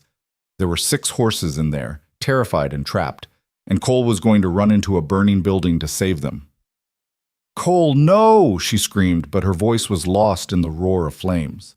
He disappeared into the smoke, and Eliza felt her heart stop. She couldn't breathe, couldn't think, could only stand paralyzed with terror as seconds ticked by like hours. Then he emerged, leading 2 panicked horses, their eyes white with fear. He handed them off to Arthur and turned back toward the inferno. "Someone stop him!" Eliza shouted, but no one could. Cole was already gone again, back into the smoke and heat and collapsing timber. He came out twice more, each time with horses, each time looking more scorched and exhausted. 5 horses saved, 1 left inside. The barn's roof groaned, a sound like the earth splitting open. "Cole, it's coming down!" Thomas yelled. But Cole went back in anyway, and Eliza heard herself screaming his name, felt hands grabbing her to keep her from running after him, felt her entire world narrowing to that barn entrance where smoke poured out like a living thing. The roof began to collapse. And then Cole burst through the doors, the last horse beside him, and they both stumbled clear just as the entire structure came down in an explosion of sparks and crashing timber. Cole fell to his knees, coughing violently, his shirt scorched and his hands blistered, and Eliza finally broke free from whoever had been holding her and ran to him. "You absolute fool," she sobbed, her hands on his face, checking him for injuries even as tears streamed down her cheeks. "You could have died." "Had to save them," he rasped. "The horses aren't worth your life." "Everything here is worth my life. That's the point." He looked up at her, his pale eyes streaming from smoke, and grabbed her hand. That's always been the point. Around them, the men had managed to prevent the fire from spreading, though the barn was a total loss. The horses were safe, milling around nervously, but alive. The damage was contained. But the message was clear. Marcus had made his move. "Was it him?" Eliza asked as Arthur helped Cole to his feet. "Had to be," Cole said. "This wasn't an accident." "Then we hit back," Arthur said, his voice harder than Eliza had ever heard it. "Can't let this stand, boss." "No," Cole said firmly. "That's what he wants, for us to retaliate so he can claim self-defense when he escalates. We document everything. We file a report with the territorial marshal, and we prepare for his next move." "And when he makes it?" Eliza asked. Cole looked at the smoldering ruins of his barn, his jaw set with grim determination. "Then we make sure it's his last." Dawn broke over the charred skeleton of the barn, revealing the full extent of the damage in unforgiving detail. What had been a solid structure just hours before was now a blackened ruin, still smoking in places, the air thick with the acrid smell of burned wood and ash. The horses stood in a makeshift corral the men had erected during the night, restless and traumatized, but alive. Eliza had spent the hours before sunrise treating Cole's burns with lard and clean bandages, her hands steady despite the fear that still coursed through her veins. His palms were blistered, his forearms scorched, and there was a burn along his shoulder where a falling ember had caught his shirt. He'd barely flinched during the treatment, his jaw set against the pain, his eyes distant as he calculated losses and next steps. "You need rest," she'd told him as the sky began to lighten. "I need to secure this ranch," he'd replied, his voice raw from smoke inhalation. "Marcus will be watching to see how we respond. If we look weak, he'll hit us again." "You almost died last night. That's not weakness. That's survival." He'd looked at her then, really looked at her, and something in his expression made her chest ache. "I know what I'm doing, Eliza. I hope so, because I can't—" Her voice had broken, the terror of watching him disappear into that burning barn still too fresh. "I can't watch you die. I've already buried one man I cared about. I can't do it again." Cole had pulled her close despite his injured hands, holding her with fierce tenderness. "I'm not going anywhere. I promise." But promises were fragile things on the frontier, easily broken by fire or violence, or the cruel mathematics of men like Marcus Thornton. The men gathered in the yard as the sun rose fully, their faces grim and their bodies exhausted from fighting the fire all night. Cole stood before them, his bandaged hands hanging at his sides, his voice carrying despite its roughness. "What happened last night was arson. We all know who's responsible, even if we can't prove it yet. Marcus Thornton wants us afraid, wants us to break, wants us to make mistakes he can exploit." He paused, letting his gaze sweep across each man. "We're not going to give him that satisfaction. We rebuild, we fortify. We document every suspicious incident and we stay united. That's how we win this." "What about hitting back?" Carson asked, echoing Arthur's sentiment from the night before. "Can't just let him burn our barn and walk away." "Yes, we can," Cole said firmly. "Because the moment we retaliate, we lose the moral high ground. The territorial marshal is 3 days' ride from here. I'm sending Arthur with a full report today. We do this legally, by the book. So when Marcus makes his next move, there's a record of his aggression. And if the law doesn't care? Thomas asked quietly. The question hung heavy in the morning air. They all knew the answer. Frontier justice was often slow, sometimes corrupt, and rarely concerned with small ranchers being squeezed out by larger operations. The law protected those who could afford it, and Marcus Thornton had deep pockets. Then we protect ourselves, Cole said. But we try the legal route first. We prove we're not the problem. The men nodded, reluctant but trusting. They dispersed to begin the day's work, moving more slowly than usual, their exhaustion evident in every gesture. Eliza returned to the house to prepare breakfast, her mind churning with worry and calculation. The barn could be rebuilt, but it would take time and money they didn't have surplus of. The psychological impact was worse. Everyone was on edge, jumping at shadows, expecting the next attack to come at any moment. She was mixing biscuit dough when Cole appeared in the kitchen doorway, his face drawn with pain he was trying to hide. You need to eat something, she said, and take more willow bark tea for the pain. I'm fine. You're not fine. You're hurt and exhausted and running on stubbornness alone. She pointed to the table with her flour-dusted hand. Sit. For once, he didn't argue. He sank into the chair like his strings had been cut, and Eliza could see the toll the night had taken. This man who seemed carved from stone was human after all, vulnerable beneath the armor he wore. She brought him coffee and a plate of leftover cornbread, watching as he ate mechanically, fueling himself without tasting. When he reached for the coffee with his bandaged hand and winced, she took the cup and held it to his lips herself. I can manage, he protested. I know you can. Let me do this anyway. He drank, his eyes on hers, and in them she saw exhaustion and fear and stubborn determination all tangled together. When he finished, she set the cup down and sat across from him. Tell me the truth, she said. How bad is this? Not what you tell the men, what you actually think.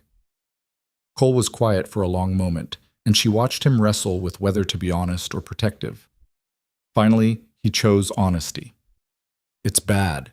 The barn alone is a major loss. We needed it for winter storage, for equipment, for shelter during storms.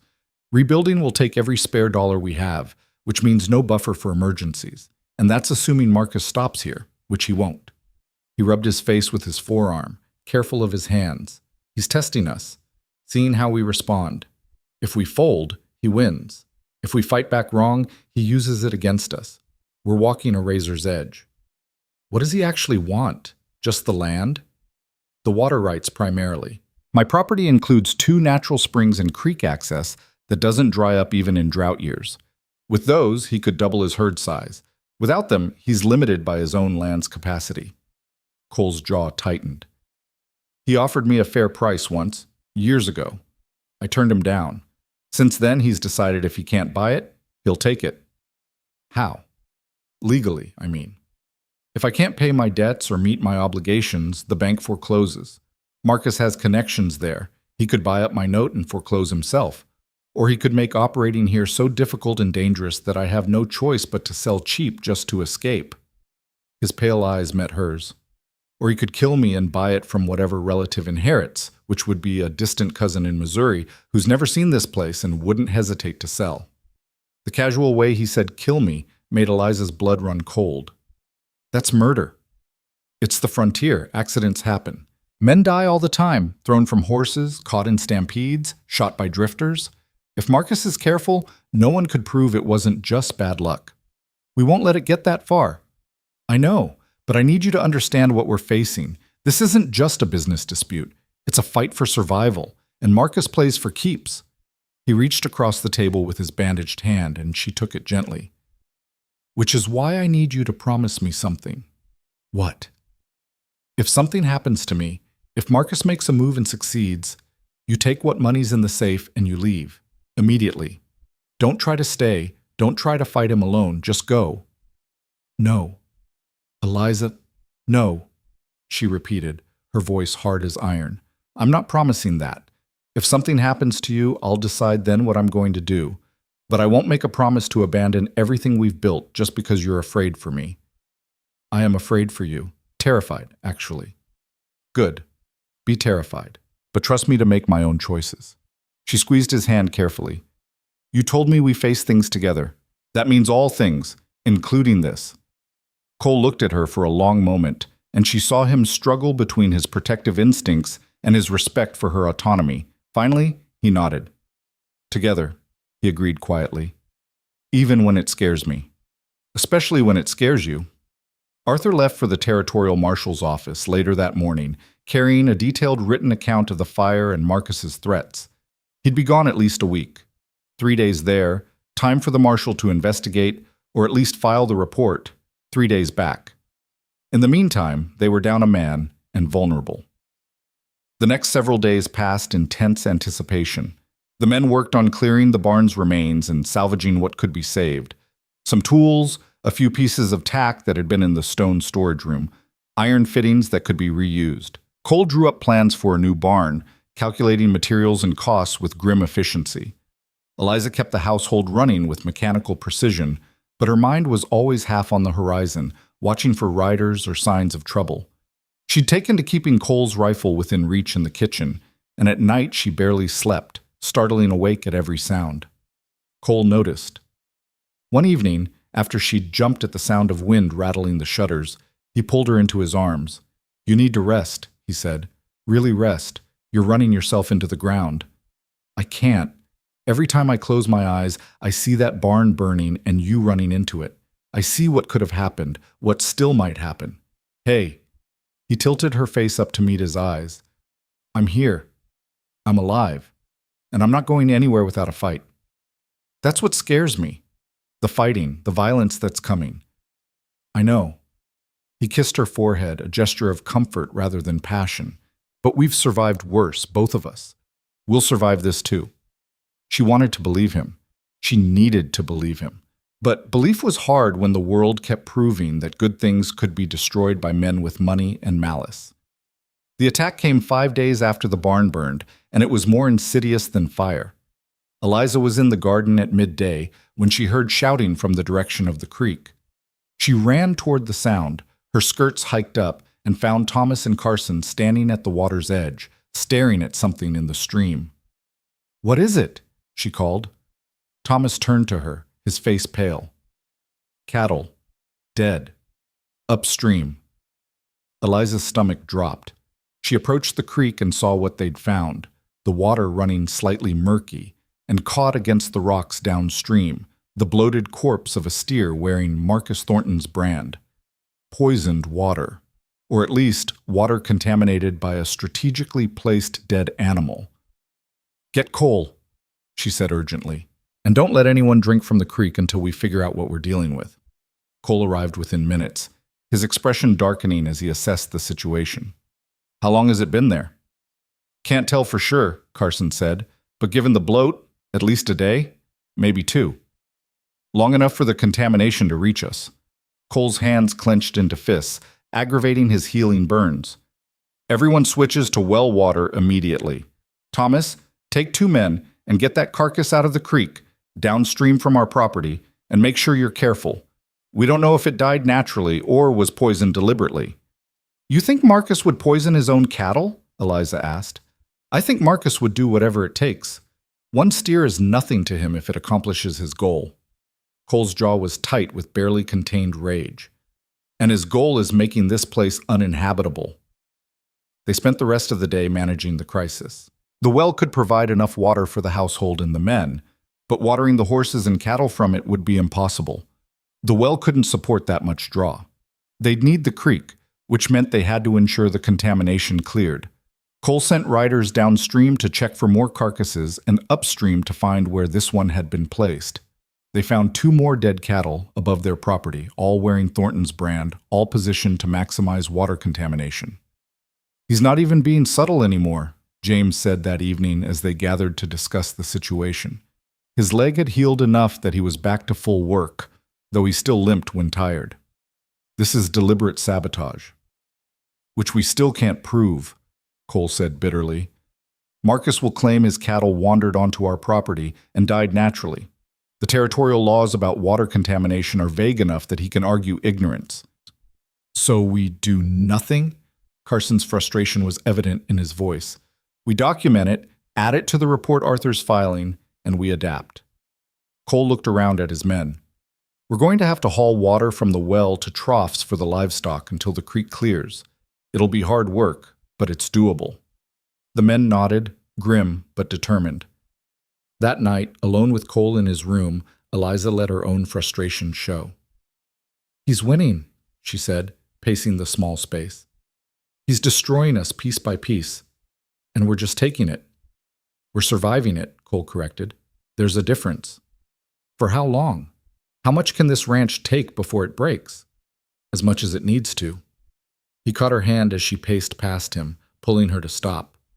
I know it feels like we're losing, but Marcus is making mistakes. He's escalating too quickly, being too obvious.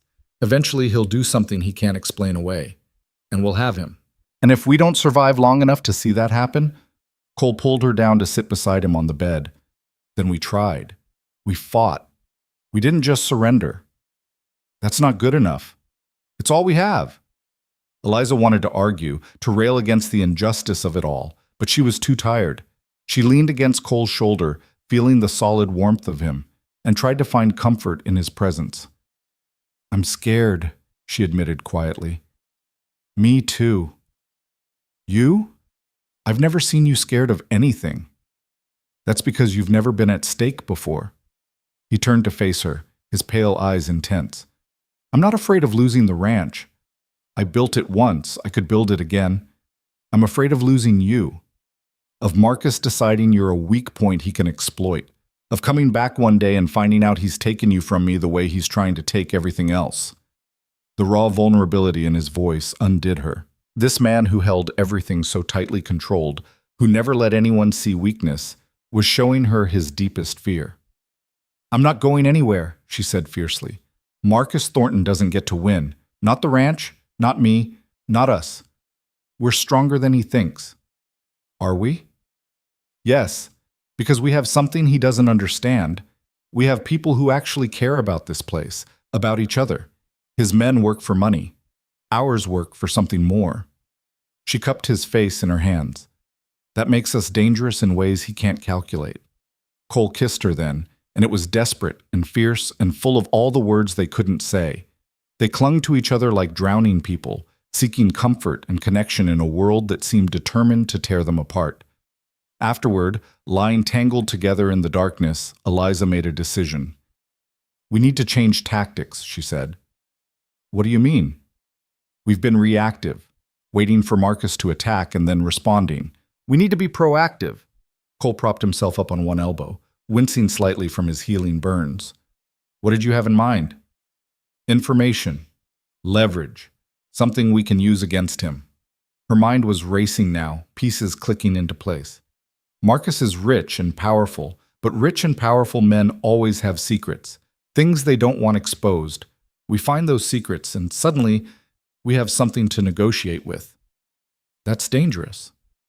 Everything about this situation is dangerous.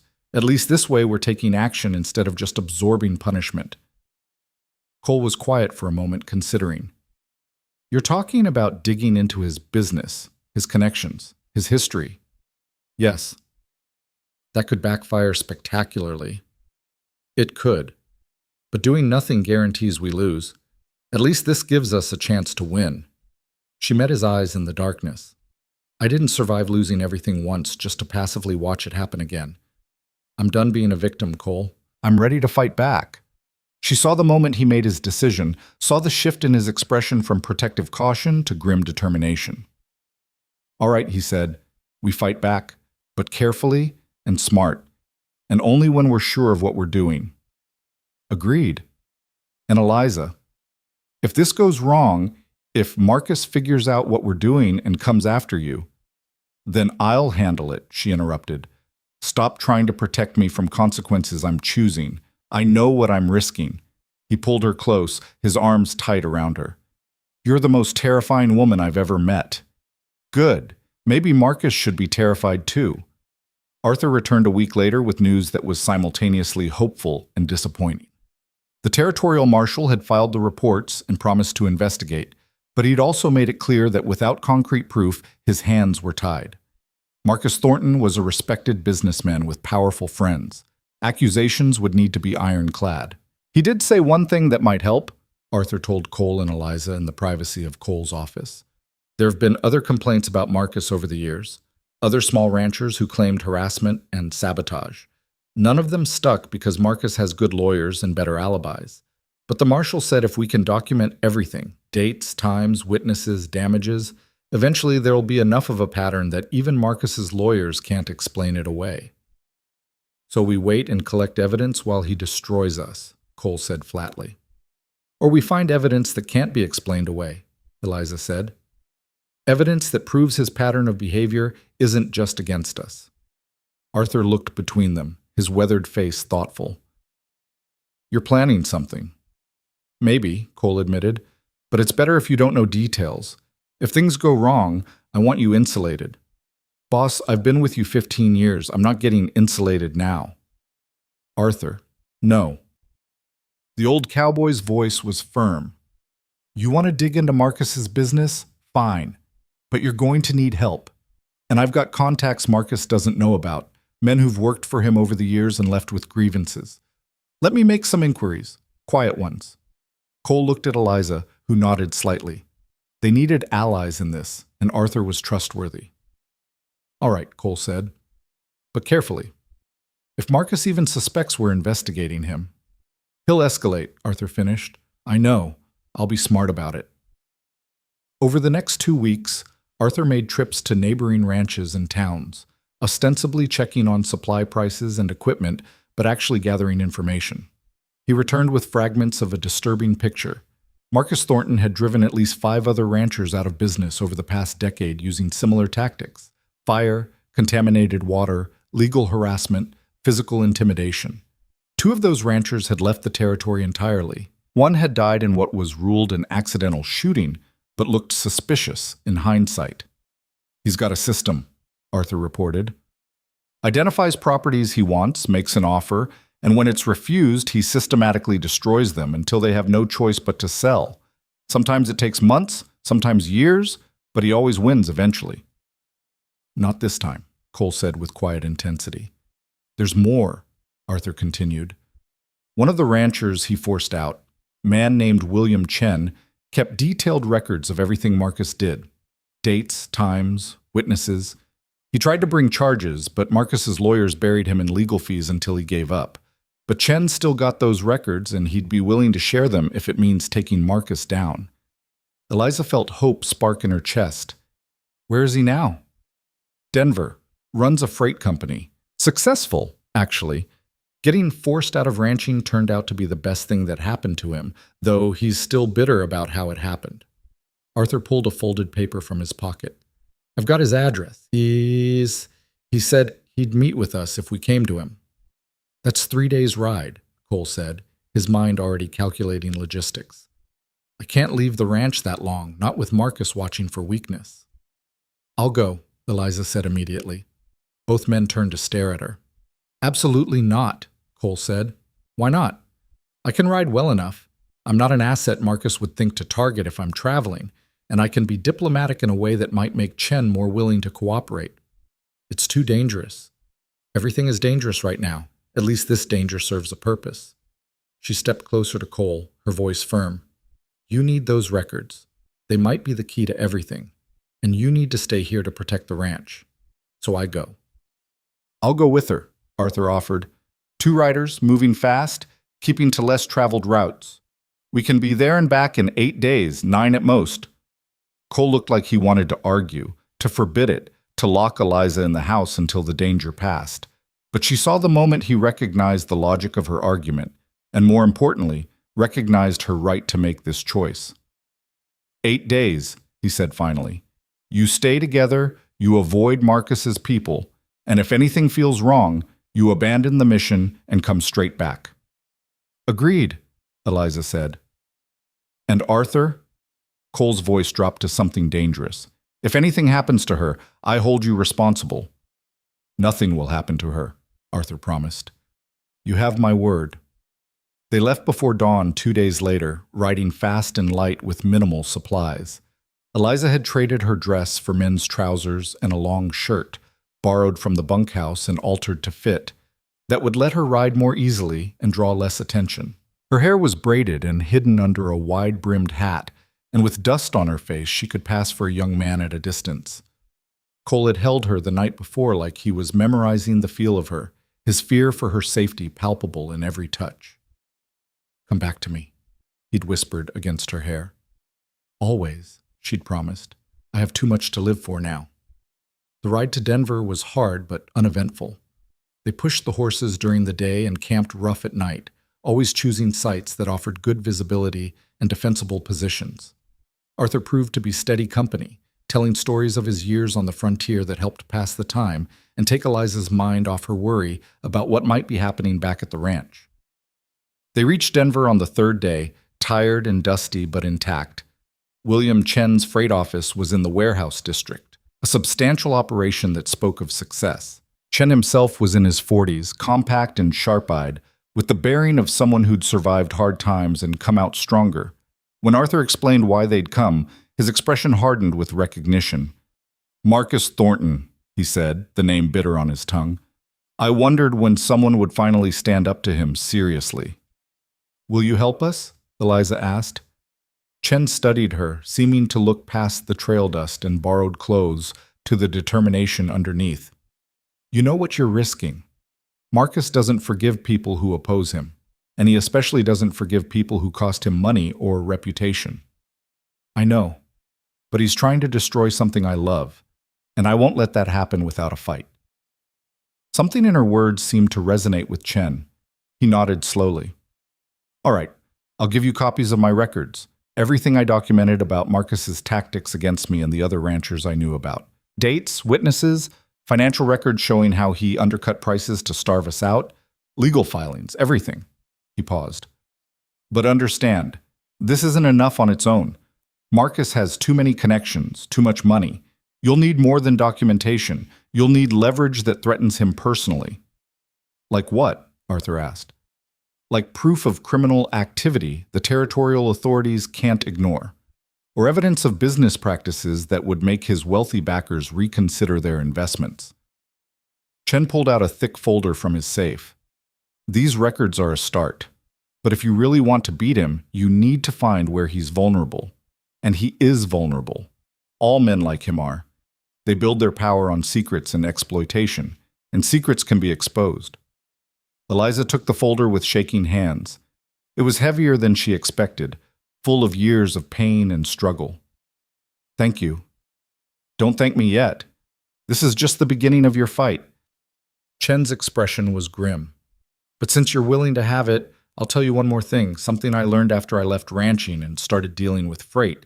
Marcus has been shipping large quantities of supplies to a property he owns near the territorial border. Construction materials, provisions, things that suggest he's building something substantial. And he's been doing it quietly, through intermediaries like he doesn't want anyone to know." "What kind of property?" Arthur asked. "No idea. But whatever it is, he's spending a fortune on it and keeping it secret. That seems like the kind of thing you'd want to know about."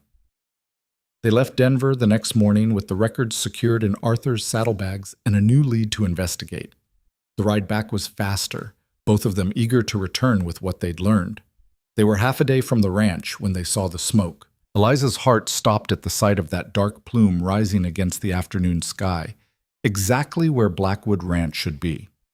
Without a word, she and Arthur kicked their horses into a full gallop, the animals sensing their rider's urgency and responding with everything they had left after days of hard travel. The miles disappeared in a blur of pounding hooves and rising panic. Eliza's mind raced through terrible possibilities. The house burning, the men injured or worse, Cole lying somewhere bleeding while Marcus's hired guns walked away laughing. Every second felt like an eternity, every breath like fire in her lungs. They crested the final ridge and the ranch came into view, and Eliza's terror transformed into confusion. The smoke wasn't coming from the house or any of the remaining buildings. It was rising from a massive bonfire in the center of the yard, and around it, the men were gathered, not fighting, not fleeing, but working with focused intensity. Cole stood near the fire, directing operations, very much alive and apparently unharmed.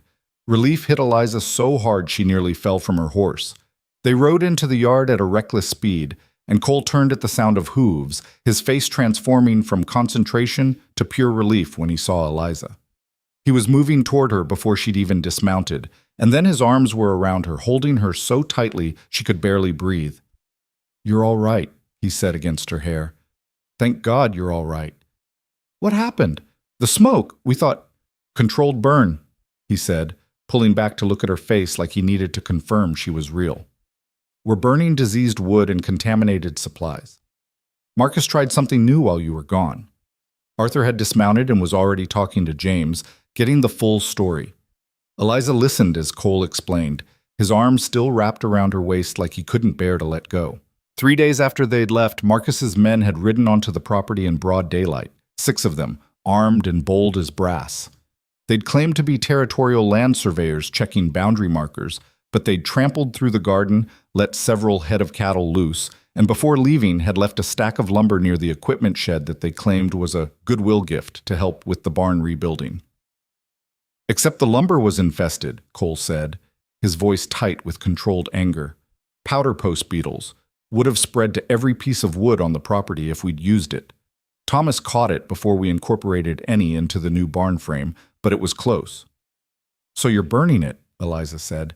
"Everything they touched, the lumber, supplies from the shed that might have been contaminated, even the garden soil where their horses stood. We're digging it out and replacing it. Can't take any chances." Eliza felt rage bubble up inside her, hot and clean. "He's escalating, getting bolder. Because he thinks we're weakening. He doesn't know what you found." Cole's eyes went to the saddlebags Arthur was carrying. "Did Chen come through?" "Better than we hoped," Arthur said, patting the bags.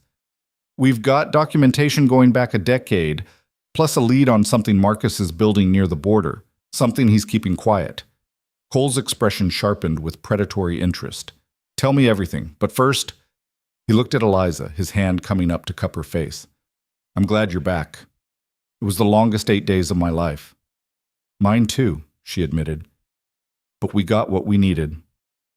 They spent that evening in Cole's office, spreading Chen's records across every surface and piecing together the pattern of Marcus Thornton's empire. It was worse than they'd imagined, not just harassment and sabotage, but a calculated system of acquisition and exploitation that had destroyed more than a dozen small operations over the years. "He's been building a monopoly," Thomas said, studying one of the financial documents. "Every ranch he takes control of, he absorbs into his operation. He's not just the biggest rancher in the territory anymore. He's becoming the only rancher who matters. Everyone else either works for him or gets driven out." "Which means he has to keep expanding," Eliza said, understanding dawning. "If he stops, if people realize the pattern, his whole empire becomes vulnerable. He needs to keep winning to maintain the appearance of inevitability." "Exactly," Cole said. "Which is why he can't afford to lose to us. We're not just another ranch to him anymore. We're a threat to the entire system he's built." "So what do we do with this, James asked, gesturing to the records. "Marshall said we needed documentation. We've got it now." "It's still not enough," Arthur said grimly. "Everything here could be explained away by good lawyers. We need something that can't be explained, something that proves criminal intent." "The property near the border," Eliza said. "Chen said Marcus was building something there in secret. What if it's not legitimate? What if it's something that would implicate him in activities the territorial authorities couldn't ignore?" Cole met her eyes across the desk, and she saw his mind working through possibilities. "You think he's involved in something beyond land acquisition. I think men who operate in the shadows usually have more than one shadow to hide in, and I think we need to find out what he's building before he completes it." "That's a day's hard ride to the border," Thomas said. "Through territory Marcus knows better than we do." "Then we go carefully," Cole said. "Small group, good riders, ready to retreat if necessary. We scout the property, document what we find, and get out clean." "When?" Arthur asked. Cole looked at Eliza, and she read the question in his eyes. Was she ready for this, after just returning from one dangerous trip? "Tomorrow," she said firmly, "before Marcus makes another move against us here." "Eliza, you don't have to—" "Yes, I do. I'm part of this now, all the way. And you need someone who can document what we find in writing. My handwriting's better than any of yours." Cole wanted to argue. She could see it in every line of his body, but he also respected her enough not to try to protect her from choices she was making with full knowledge of the risks. "All right," he said finally. "Me, Eliza, Arthur, and Thomas. We leave at dawn. The rest of you hold the ranch and watch for trouble. If Marcus's men show up while we're gone, don't engage. Just document everything and stay safe."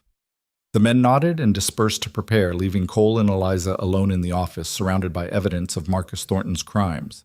"This is dangerous," Cole said quietly, once they were alone. "More dangerous than Denver. If Marcus has guards at this property, if he figures out what we're doing—" "I know." Eliza moved to stand in front of him, her hands on his chest. "But this is how we win, Cole. We've been playing defense since this started, and it's nearly destroyed us. This is our chance to go on offense." "I can't lose you," he said, and the rawness in his voice made her chest ache. "I survived alone for years thinking that was enough. And then you walked onto this ranch and changed everything. Made me remember what it felt like to care about something beyond just surviving. If Marcus takes you from me, he won't." She pulled him down into a kiss, fierce and desperate. "We're going to win this, Cole. Together. And then we're going to build something better than either of us could have imagined. Promise me." "I promise." They held each other in the lamplight, two scarred souls who'd found unexpected belonging, drawing strength from each other for the battle ahead. They rode out at dawn, 4 riders moving fast through country that grew increasingly rugged as they approached the territorial border. Cole pushed them hard, wanting to reach Marcus's mysterious property in daylight, when they'd have the advantage of visibility. By mid-afternoon, they were in wild territory, rocky hills and dense scrub, the kind of land that was cheap because it was nearly useless for grazing. The perfect place to hide something you didn't want found. Thomas, who'd been reading the crude map Chen had provided, pointed toward a narrow canyon. "Should be through there." Chen's note said to look for a canyon with a lightning-struck pine at the entrance. They found the tree, a massive dead pine split down the middle by some ancient storm, and dismounted to proceed on foot. Cole led the way, his rifle ready, every sense alert for guards or traps. The canyon opened into a hidden valley, and what they found there made them all stop in shock. It was a processing facility, elaborate and clearly expensive, with multiple buildings and what looked like smelting equipment. Ore carts sat on tracks leading into a mine shaft cut into the canyon wall, and stacked near the largest building were bars of refined metal that gleamed dully in the afternoon light. "Silver," Arthur breathed. "He's mining silver on territorial land without a legal claim." "That's a federal crime," Thomas added, "stealing mineral rights from public land. The territorial marshal might have ignored harassment complaints. But this? This is something the federal authorities have to act on." Eliza was already pulling out paper and pencil, sketching the layout and writing detailed descriptions. "How much do you think he's pulled out of here?" "Judging by the size of the operation, thousands of dollars worth, maybe tens of thousands." Cole was studying the facility with a tactical eye. "No guards that I can see, but there's fresh tracks, wagons, horses. This place is active." "Then we need to document fast and get out before someone shows up," Arthur said. They split up, each taking a section to document. Eliza sketched the main buildings and counted the ore carts while making notes about the equipment she could see. Thomas examined the smelting operation and found ledgers in one of the buildings, records of production that Marcus had been stupid enough or arrogant enough to keep on site. Arthur photographed the marked silver bars using a small camera he'd brought, creating physical evidence that couldn't be dismissed as hearsay. Cole stood watch, his rifle ready, every nerve screaming that they were pressing their luck. They'd been there maybe 30 minutes when he heard it. The sound of approaching horses, multiple riders coming fast up the canyon. "We've got company," he called quietly. "Move, now!" They abandoned stealth for speed, grabbing what evidence they could and running for their horses. Behind them, shouts echoed through the canyon as Marcus's men discovered intruders. "Ride!" Cole commanded, and they were galloping back the way they'd come, the thunder of pursuit close behind. Eliza had never ridden so hard in her life. The horse beneath her was running flat out, its sides heaving, and she leaned low over its neck, urging it faster. Gunshots cracked behind them. Warning shots, she hoped, not actual attempts to kill, but she couldn't be sure. They hit the main trail and turned toward home, but their pursuers were gaining. 4 riders fleeing, 6 or 7 giving chase, and the horses were already tired from the long ride out. "We're not going to make it," Thomas shouted over the pounding hooves. "Split up," Cole commanded. "Arthur, Thomas, you two go east. Lead them away. We'll go west and circle back to the ranch. Meet there when you've lost them." "Boss, that's an order. Go!" Arthur and Thomas peeled off, and half the pursuers followed them. That left 3 men chasing Cole and Eliza, still too many but better odds. They rode through increasingly rough country, Cole choosing paths that would slow pursuit but were risky at their speed. Eliza's arms ached from gripping the reins, her thighs burned from holding her seat, but terror kept her focused. A ravine appeared ahead, narrow but jumpable if they committed. Cole took it without hesitation, his horse clearing the gap with inches to spare. Eliza followed, her heart in her throat, and felt her horse gather and leap. They landed hard on the other side, the horse stumbling but catching itself. Behind them, she heard a horse scream and a man cursing as at least one of their pursuers failed to make the jump. But 2 were still coming, determined and angry. Cole led them into dense scrub where the horses had to slow to navigate, then suddenly pulled up in a clearing and wheeled his mount around, rifle up. "Get behind me," he told Eliza. "Cole, now!" She positioned her horse behind his just as their pursuers crashed into the clearing.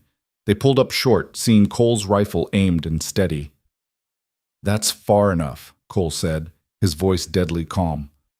"You'll notice I've got the high ground and my rifle's already aimed.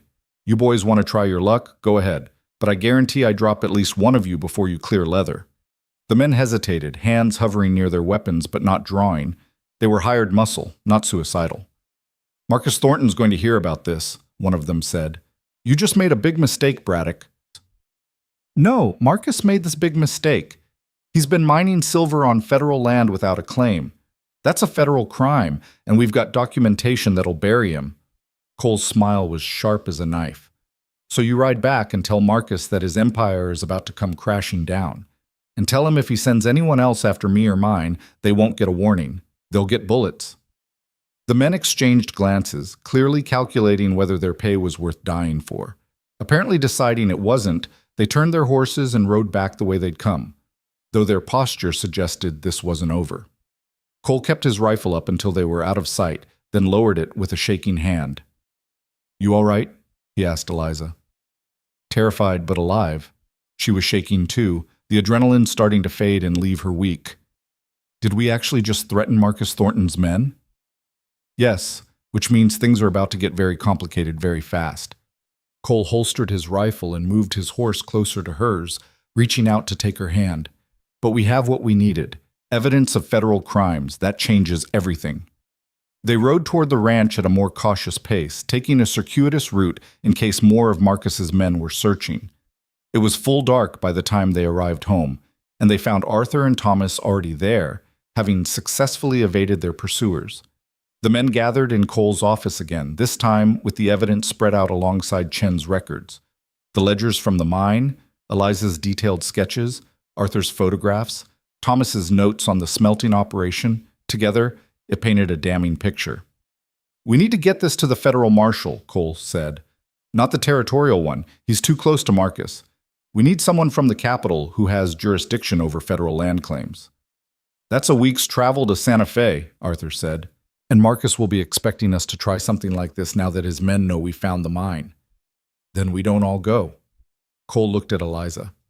"You and I ride to Santa Fe. We're less conspicuous as a couple traveling together than a group of ranch hands. Arthur and Thomas hold the ranch with the men and watch for Marcus's response." "He's going to retaliate," Thomas said quietly. "When he figures out where you've gone and why, he's going to hit the ranch hard." "I know." Cole's jaw tightened. "Which is why you're all authorized to defend yourselves with lethal force if necessary. Don't start a fight, but if Marcus brings one to you, end it. I'll leave written instructions making it clear any action you take is under my orders." The men nodded grimly.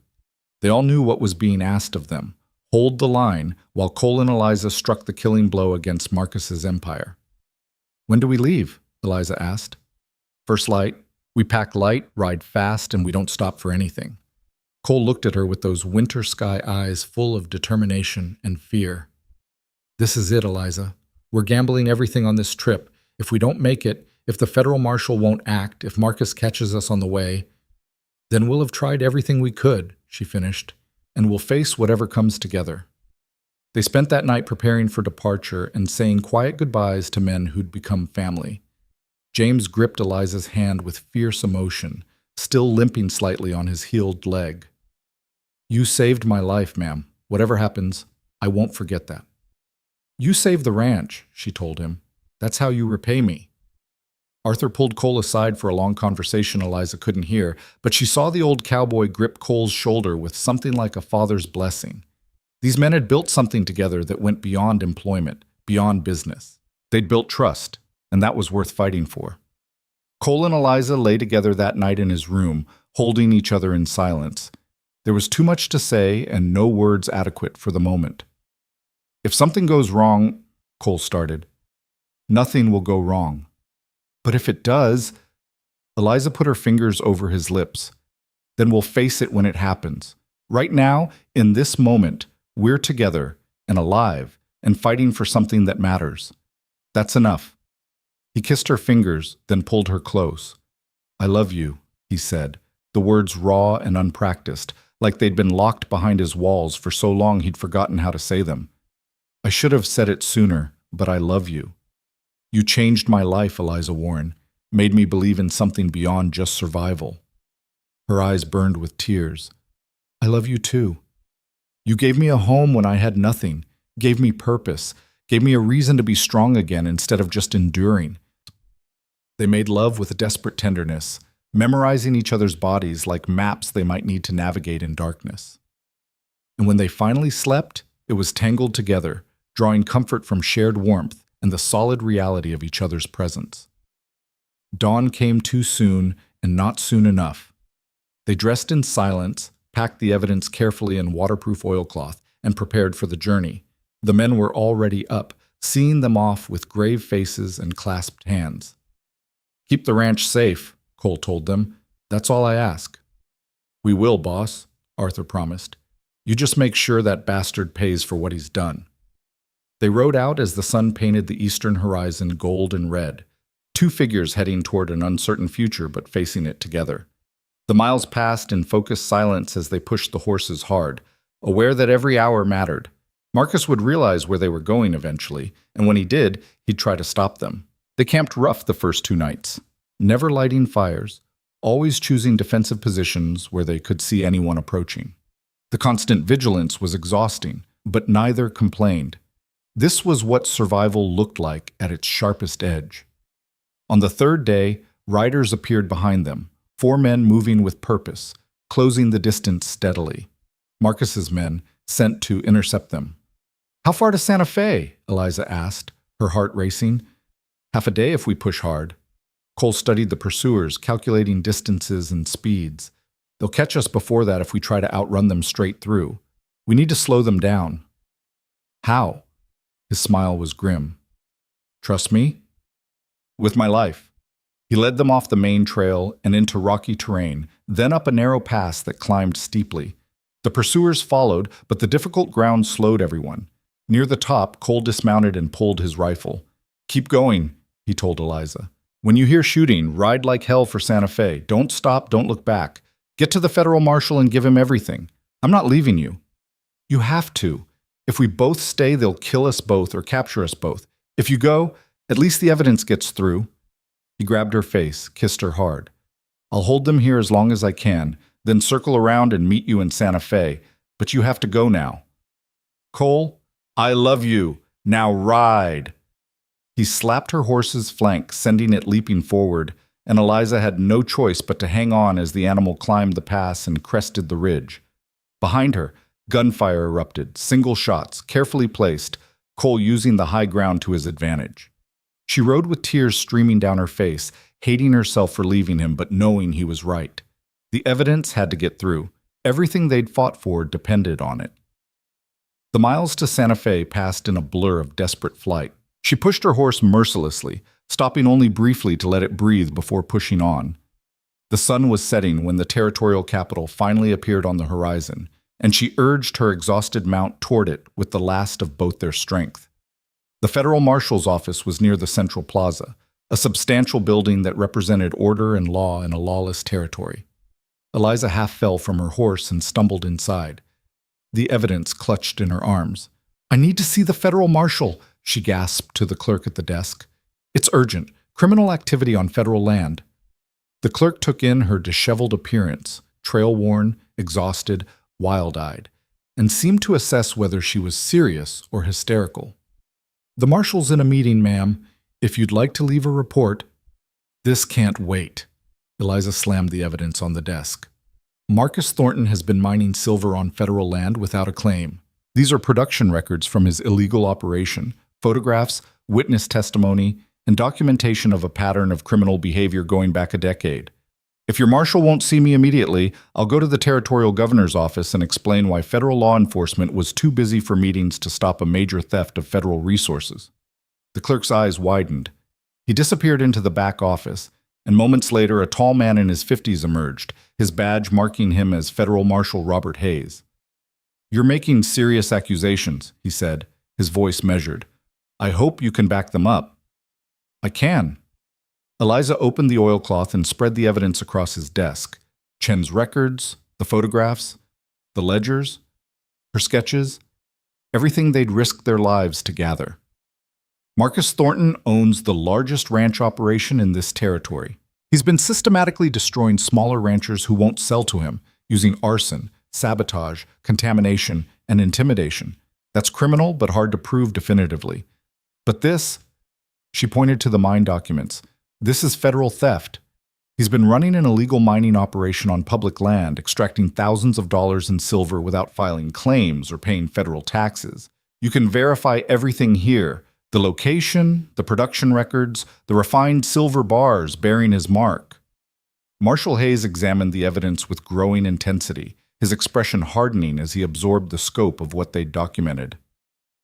"Where's the mine located?" "Near the southern border in the Canyon territories. I can give you exact coordinates." Eliza pulled out her sketch showing the approach and landmarks. "He has guards there, armed men who tried to kill us when we discovered it." "Us?" Hayes looked up sharply. "Me and Cole Braddock, the rancher Marcus is trying to destroy.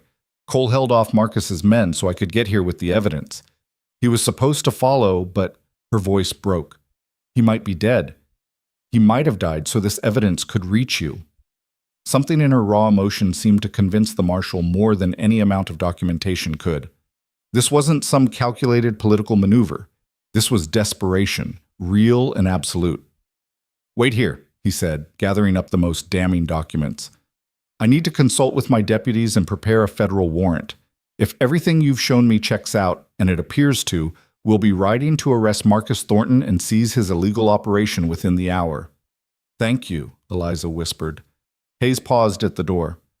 "And ma'am, if your Cole Braddock is half as brave as you are, I suspect he'll make it here just fine." But the hours passed with no sign of Cole, and Eliza's hope began to fray. She waited in the marshal's office while deputies rode out to verify the mine's location, while federal warrants were drawn up, while the machinery of justice ground slowly forward. Night fell. Then midnight. Then the cold hours before dawn when hope seemed most fragile. And then, just as the eastern sky was beginning to lighten, a horse stumbled into the plaza and its rider half fell from the saddle. Eliza was outside before she consciously decided to move, running toward the figure, her heart in her throat. "Cole!" He looked up at her voice, his face bloody and exhausted, and managed a pained smile. "Did you make it? Did you get to Hayes?" Yes, I made it." She reached him just as his knees buckled, catching him and lowering him to the ground. He'd been shot. She could see blood soaking his shirt, but he was alive, conscious, here.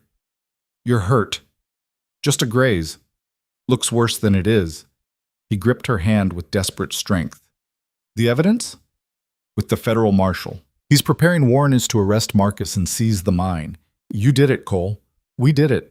Relief washed over his face, so profound it was almost painful to witness. Then it was worth it. All of it. "You're not dying on me," she said fiercely, even as her hands pressed against his wound to slow the bleeding. "Not after everything we've been through. You hear me?" "Wasn't planning on it." His smile was weak but real. "Told you I'd meet you here." Marshal Hayes emerged from his office with a doctor in tow, and they worked to stabilize Cole while Eliza held his hand and refused to let go. The bullet had indeed grazed him, painful and bleeding heavily, but not life-threatening. The doctor bandaged him up with professional efficiency while explaining how lucky Cole had been. 3 inches left and it would have hit your lung, the doctor said. "You've got someone looking out for you." "Yeah," Cole said, his eyes on Eliza. "I do."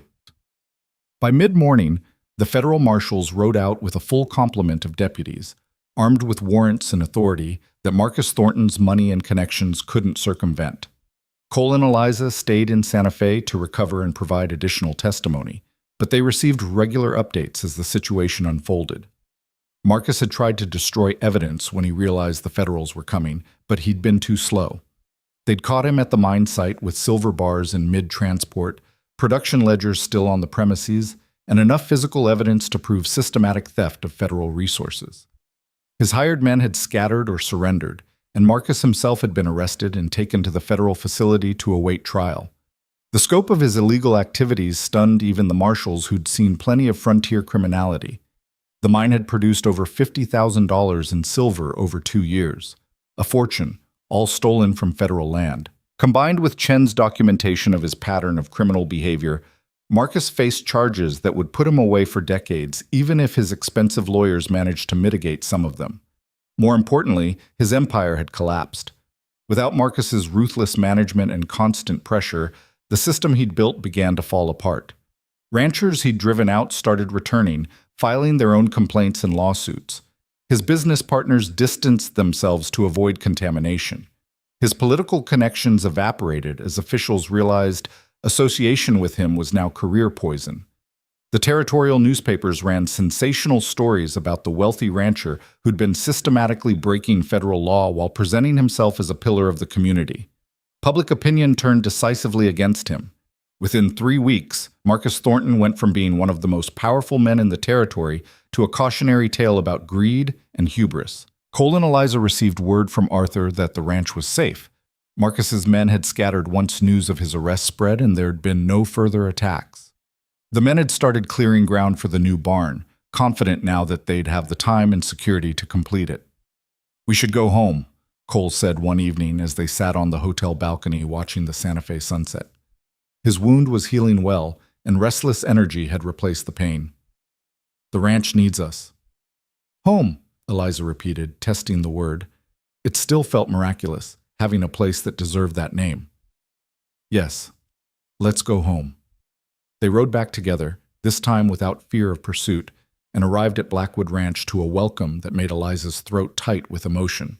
The men had lined up to greet them, Arthur in the front with a grin splitting his weathered face. "You did it, boss," he said, gripping Cole's hand. "The whole territory's talking about how you brought down Marcus Thornton." "We did it," Cole corrected, his arm around Eliza. "All of us. Everyone who stayed, who fought, who believed this place was worth defending." James approached Eliza with something like awe. "Ma'am, there's stories about you riding through the night to reach the marshal while armed men chased you. They're saying you're the bravest woman in the territory." "I'm not brave," she said. "I just knew what mattered and refused to lose it." But she was smiling, and when Cole squeezed her shoulder, she felt the truth of what they'd accomplished settle into her bones. They'd fought for this place, for each other, for the right to build something good in a harsh world. And they'd won. The next months passed in a blur of reconstruction and renewal. The new barn went up quickly, with all hands working together, larger and sturdier than the old one. The garden flourished under Eliza's care, producing more than enough for the ranch with surplus to sell in town. New hands joined the operation, drawn by stories of the ranch that had stood up to Marcus Thornton and won. The territorial court awarded Cole damages for Marcus's seized assets, enough to not only cover the losses from the attacks, but to invest in improvements, better equipment, more livestock, even a small addition to the house that would serve as a proper office and library. Eliza used some of the money to buy books, real books that she arranged on new shelves with something like reverence. Cole watched her organize them one evening, his expression soft. "What are you thinking?" she asked. "That I was half dead before you arrived," he said. "Just going through the motions, surviving but not living. And now look at this place. Look at us." She crossed to him, wrapped her arms around his waist. "We built something good. We built something extraordinary." He tilted her face up to meet his eyes. "Marry me." The words hung between them, simple and enormous all at once. Eliza felt tears prick her eyes, but they were good tears, joyful tears. "Yes," she said. "Yes, absolutely yes." They were married in the ranch yard on a bright autumn day with all the hands in attendance and Arthur serving as witness. It was a simple ceremony, no church or fancy trappings, just two people who'd found each other against all odds making promises they intended to keep. "I take you as you are," Cole said, holding her hands in his scarred ones. "Stubborn and strong and brave beyond measure.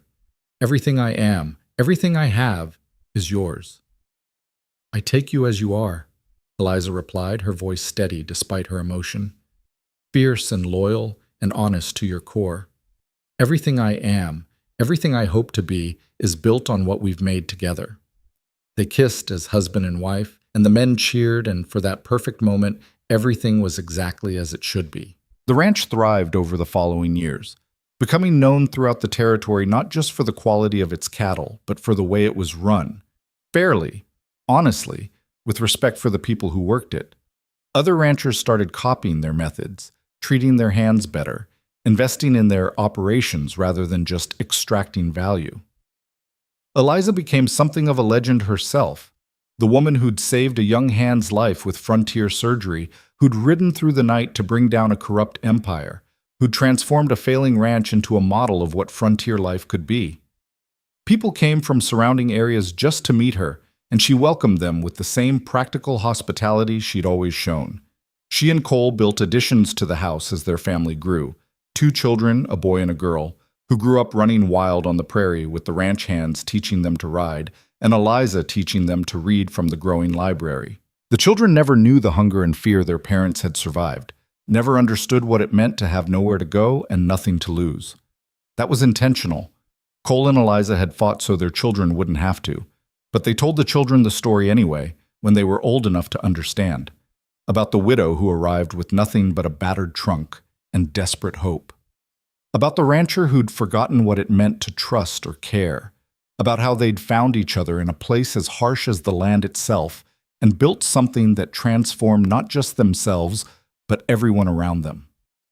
"The frontier tried to break us," Eliza would tell them, usually on winter evenings when the family gathered around the fire.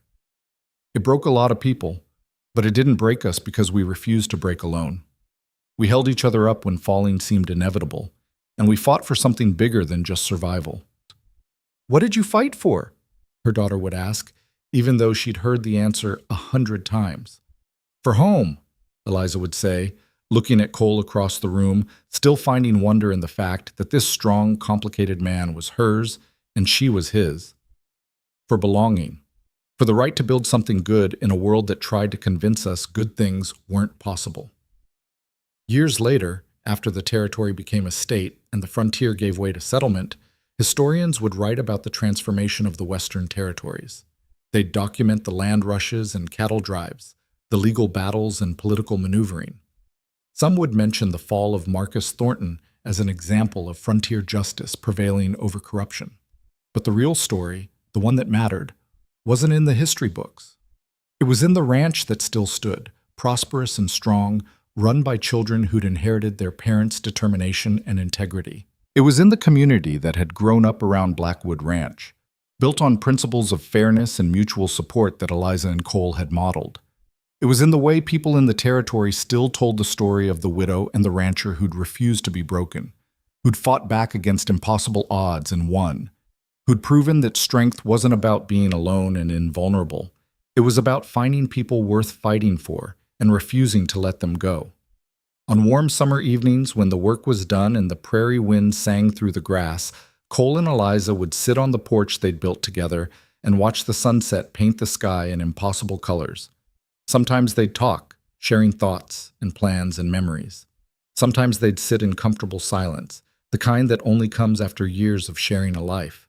And sometimes Cole would take her hand, scarred from years of ranch work, and say what he'd said 1,000 times and would say 1,000 more, "Thank you for staying." And Eliza would smile, squeezing his hand in return, and give the answer that was always true. "Thank you for giving me a reason to." They'd come from nothing, both of them, broken by loss, hardened by survival, convinced they'd never find anything softer than endurance. But they'd found each other instead, and in finding each other, they'd found everything else that mattered: home, purpose, belonging, love fierce enough to weather any storm. The frontier had tried to break them. It had thrown fire and violence and desperate odds against two people who refused to surrender. And in the end, it hadn't broken them at all. It had forged them into something stronger than either could have been alone. A partnership built on honesty and respect, a love earned through shared struggle, a life that proved survival wasn't enough. You had to fight for more. You had to believe that more was possible. And when you found people who believed the same thing, who'd stand beside you when everything else fell apart, who'd see your scars and stubborn strength and choose you anyway, that's when you knew you'd found something worth any cost, any risk, any sacrifice. That's when you knew you'd found home.